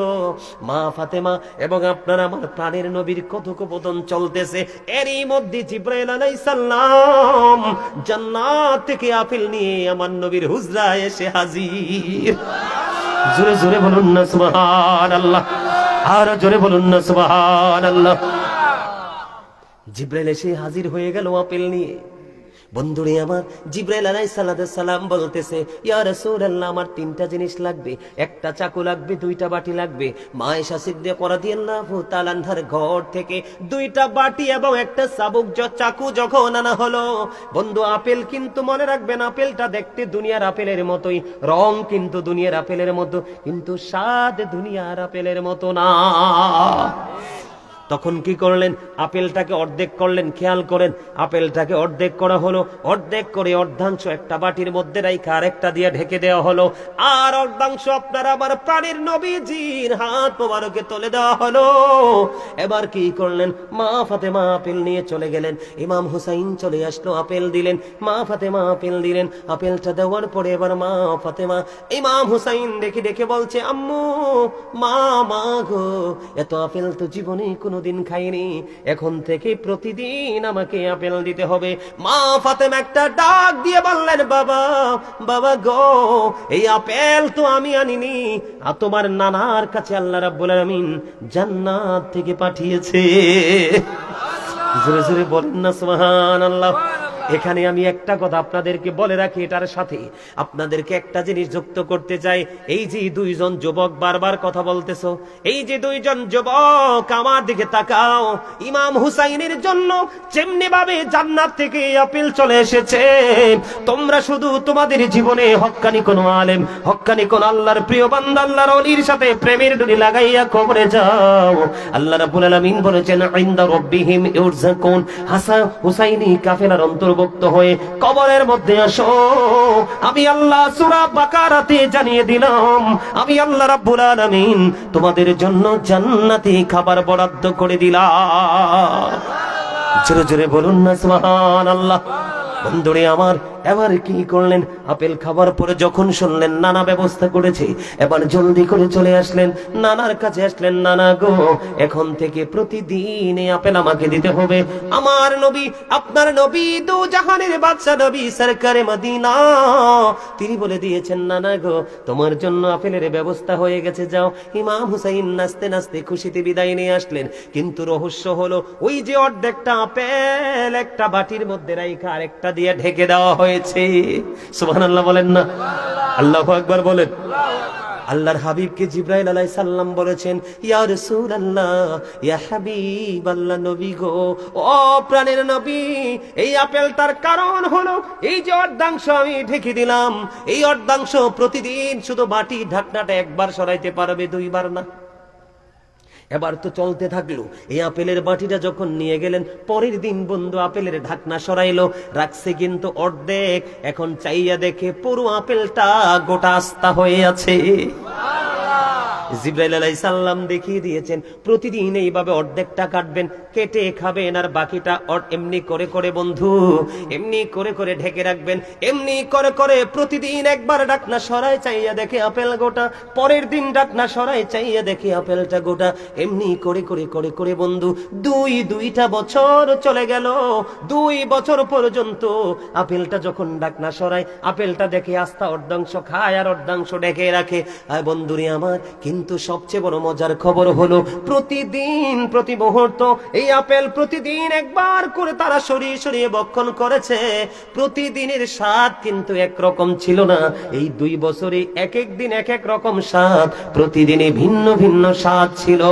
2 বছর যখন চলে গেল, 2 বছর পরে ওই আল্লাহর দেওয়া কুদরতি আপেল আবার অদৃশ্য হয়ে যায়।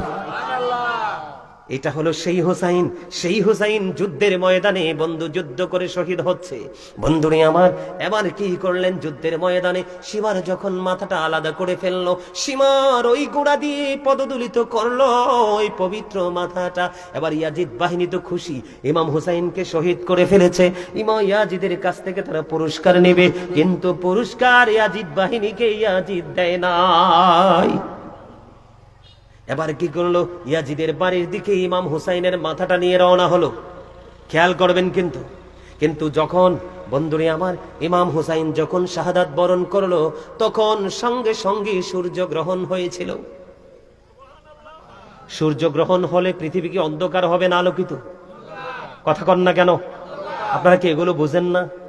সঙ্গে সঙ্গে বন্ধু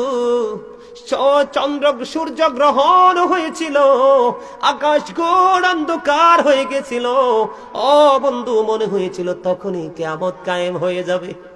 বন্ধু, হাদিসের রাবী বলেছেন, আমি নিজ কানে শুনেছি জিনেরা পর্যন্ত ইমাম হুসাইনের শহীদের সঙ্গে সঙ্গে ক্রন্দন করেছে। সিরিয়ার যেই কোন পাথর বন্ধু সরাইলে, ইমাম হুসাইন রাদিয়াল্লাহু তাআলা আনহু যখন শহীদ হয়েছিল, সিরিয়ার যেই কোন পাথর সরাইলে পাথরের নিচ থেকে তাজা রক্ত প্রবাহিত হতো। বন্ধু, আকাশ কেঁদেছে, বাতাস কেঁদেছে, আসমান কেঁদেছে, জমিন কেঁদেছে। ইমাম হুসাইনের শাহাদাতে কেউ স্থির থাকতে পারেনি। আমি আপনাদেরকে এখানে আরেকটা মজার খবর বলি। এই যে ইমাম হুসাইনের শহীদ যখন হলো, রক্ত বন্ধু এমন রূপ নিয়েছে, উম্মে সালমা রাদিয়াল্লাহু তাআলা আনহাকে আমার নবীজি পৃথিবী থেকে চলে যাওয়ার সময় বলেছিল, উম্মে সালমাকে তুমি মাটিগুলো সংরক্ষণ করে রেখে দাও, মাটিগুলো তুমি যত্ন করে রেখে দাও। যেদিন তুমি দেখবা এই মাটিগুলো রক্তে লাল হয়ে গেছে রে, সেই দিন তুমি মনে করবা আমার কলিজার টুকরা ওই কারবালার ময়দানে শহীদ হয়ে গেছে। সত্যি সত্যি বন্ধু, ইমাম হুসাইন যেদিন শাহাদাত বরণ করেছিল, উম্মে সালমাকে যে মাটি আমার নবী দিয়েছিল, ওই মাটিগুলো ধরে দেখেছিলেন, ওই মাটিগুলো রক্তে লালে লাল হয়ে গেছে। জোরে জোরে বলেন আল্লাহু আকবার। এইখান থেকে বন্ধু ইয়াজিদ বাহিনী রওনা হলো, ইয়াজিদের কাছে পুরস্কারের জন্য যাবে। রাস্তার মধ্যে যখন গেল, আমার দিকে তাকান, এদিকে তাকান, যখন রাস্তার মধ্যে গেল অন্ধকার হয়ে গেল, সন্ধ্যা ডানা মেলে দিল, সূর্য তারা পুরো গন্তব্যে বন্ধু চলে গেল। যাওয়ার পরে ওই ইয়াজিদ বাহিনী রাস্তার মধ্যে একটা তাবু গেড়েছিল। ওইখানে বসবাস করত এক খ্রিস্টান পাদ্রী। যখন জানতে পারলো রাসূলের কলিজার টুকরার মাথা নিয়ে যাওয়া হচ্ছে ইয়াজিদ বাহিনী, দেখেন ওরা কতটা লোভী ছিল, কতটা লালসা ছিল পৃথিবীর প্রতি। আমি এখানে আপনাদেরকে একটা কথা বলে নেই, আল্লাহ রাব্বুল আলামিন পবিত্র কালামে হাকিম সূরা আলে ইমরানের 185 নম্বর আয়াতের শেষ অংশে বলে দিয়েছেন, ওয়ামাল হায়াতুদ দুনিয়া ইল্লা মাতাউল গুরুর। এই দুনিয়ার জীবনে, পৃথিবীর জিন্দেগি একটা ধোঁকা, একটা প্রতারণা। ইয়াজিদ বাহিনী সেই প্রতারণার মধ্যে পড়েছিল বন্ধু। যখন রওনা হওয়ার পরে খ্রিস্টান পাদ্রী ডাক দিয়ে বলল, রে ইয়াজিদ বাহিনী, ইয়াজিদের প্রেতাত্মারা, তোমাদেরকে আমি একটা কথা বলবো। ওই কথাটা কি? কই একটা রাত্রের জন্য শুধু আমাকে ইমাম হুসাইনের মাথাটা আমাকে দিবা, একটা রাত্রের জন্য তুমি ইমাম হুসাইনের মাথাটা আমাকে দিবা, আমি তোমাদেরকে বিনিময় দেব 10,000 দিরহাম। একদিকে বলেন না নাউজুবিল্লাহ, আর ওই খ্রিস্টানের জন্য বলেন না সুবহানাল্লাহ।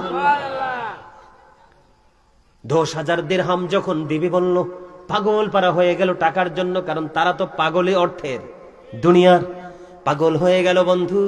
খ্রিস্টান পাদ্রী তিনি মনে মনে বলতে লাগলেন, ইনি বাড়িতে গেলেন, নিয়ে ইমাম হুসাইনের সুন্দর মাথাটাকে সুন্দর করে সুগন্ধিযুক্ত পানি দিয়ে ধুইলেন। ধোয়ার পরে তিনি কি করলেন, উঁচু একটা জায়গার মধ্যে রেখে দিলেন। উঁচু জায়গায় রেখে দিয়ে সারা রাত তিনি ওই ইমাম হুসাইনের পবিত্র চেহারাটার দিকে তাকাইয়া তাকাইয়া কাঁদতে শুরু করলেন। চোখ দিয়ে তিনি চোখের পানি বিসর্জন দিতে লাগলেন। কাঁদতে কাঁদতে বন্ধু ওই খ্রিস্টান পাদ্রী বলতেছে, ইয়াজিদ বাহিনী পৃথিবীর জন্য রাসূলের কলিজার টুকরাকে শহীদ করে দিল। অন্যদিকে খ্রিস্টান পাদ্রী তিনি বলতেছেন, কিন্তু ইয়াজিদ বাহিনী কিন্তু মুসলমান। কথা বুঝেননি আপনারা? ইয়াজিদ বাহিনী কিন্তু মুসলমান, কোন হিন্দু নয়, কোন খ্রিস্টান নয়, কোন বৌদ্ধ নয়, কোন ইহুদি নয় বন্ধু, তারা ছিল মুসলমান। আমি আপনাদেরকে বলি, কিন্তু তাদের উপদেষ্টা ছিল বন্ধু একজন ইহুদি। আপনারা দেখেন না এখন বর্তমানে বন্ধু ফিলিস্তিনের কি অবস্থা, লেবাননের কি অবস্থা, ঠিক কিনা বলেন? কিন্তু ফিলিস্তিনকে ধ্বংস করে দিতে চায়, কিন্তু ফিলিস্তিন ধ্বংস হবে না, ধ্বংস হবে মূলত ইসরায়েল, ঠিক কিনা বলেন? আপনাদেরকে আমি বলে দিতে চাই, ইয়াজিদ বাহিনী যতই শেষ করার চেষ্টা করুক, ইমাম হুসাইনের অঙ্গের যে পবিত্র জায়গা যেখানে আছে সেইখানেই মাজার। জোরে জোরে কন্যা ঠিক না ঠিক? যারা আজকে ইয়াজিদের প্রশংসা করে তারাও কিন্তু তাদের আপন বাচ্চাদের নাম রাখে না ইয়াজিদ, রাখেনি। দেখেন বন্ধু ওই খ্রিস্টান উঁচু জায়গার মধ্যে ইমাম হুসাইনের মাথাটা বন্ধ রেখে দিল। রেখে দেওয়ার পরে এবার তিনি দেখতে পাইলেন সাদা দবদবে নুরানি একটা পাখি যেন ইমাম হুসাইনের পবিত্র মাথার চারপাশে ঘুরে ঘুরে তাওয়াফ করছে। জোরে জোরে কন্যা সুবহানাল্লাহ। আমি আপনাদেরকে বলে দিতে চাই, এই যে ইমাম হুসাইন এবং ইয়াজিদের মধ্যে দ্বন্দ্ব হলো, ইয়াজিদ ছিল রং, ইমাম হুসাইন ছিল রাইট। ইমাম হুসাইন ছিল সত্যের পক্ষে, ন্যায়ের পক্ষে, আর ইয়াজিদ বাহিনী ছিল পুরোপুরি আল্লাহর হাবিবের বিপক্ষে। এই কারণেই বন্ধু যুদ্ধ হয়েছে, আর এই যুদ্ধ থেকে আমরা ইমানদাররা শিক্ষা নিয়েছি, ঠিক কিনা বলেন? এই জন্য আমি আপনাদেরকে বলি বন্ধু, আমি আপনাদেরকে বলি, আমি একটা গজল গাই প্রায় সময়, ধীরে ধীরে চালাও ছুরি সীমার আমারি গলায়,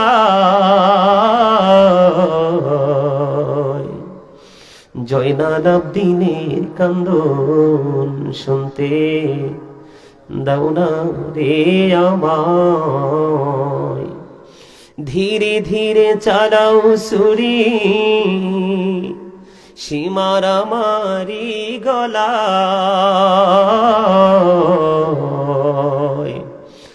জয়নাল আবদিনের কান্দন শুনতে দাও না রে আমায়। আমার নানা নবী ছিলেন,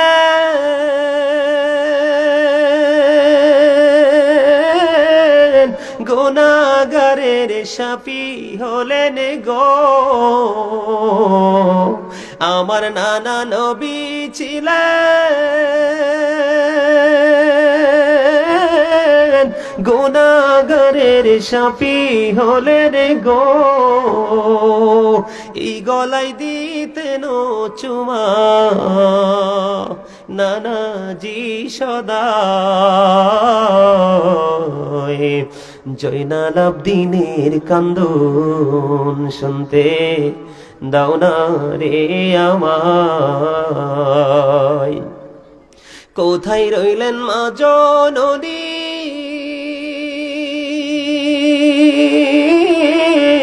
তোমার হোসেন ধরা সাই গো। কোথায় রইলেন মা জননী, তোমার হোসেন ধরা সাই গো। সীমার বসিল মাগো আমারি সিনায়, জয়নাল আবদিনের কান্দন শুনতে দাও না রে আমায়। দুধের শিশু কচি কচি কাঁদিতেছেন পানি পানি গো, পানির লাগি বিষের তীরে কলিজা সেদায়।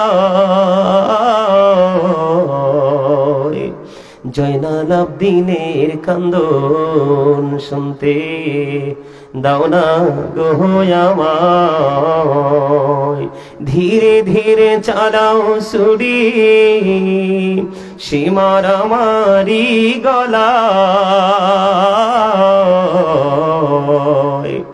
জয়নাল আবদিনের কান্দন শুনতে দাও না রে আমায়। মারহাবা বলেন, আর জোরে বলেন না মারহাবা।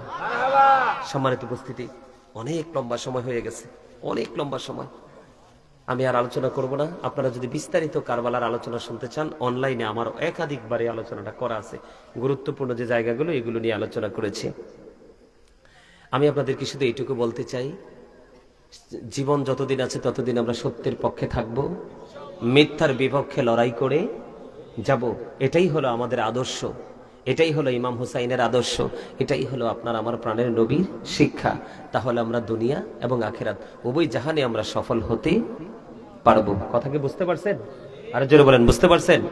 সম্মানিত উপস্থিতি, সবাইকে বিনীতভাবে অনুরোধ করব, সকলে 5 ওয়াক্ত নামাজ পড়বেন, হালাল পথে রোজগার করবেন, মা বাবা পালন করবেন। আর এই মাহফিলটা আপনারা প্রতিনিয়ত ধরে রাখার চেষ্টা করবেন, কারণ এই মাহফিলের মাধ্যমে এত বেশি উপকৃত হয় কবরবাসী, যেটা আপনি কল্পনাও করতে পারবেন।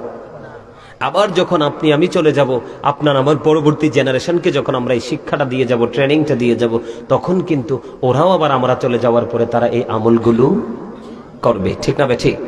সম্মানিত উপস্থিতি, আমার আলোচনায়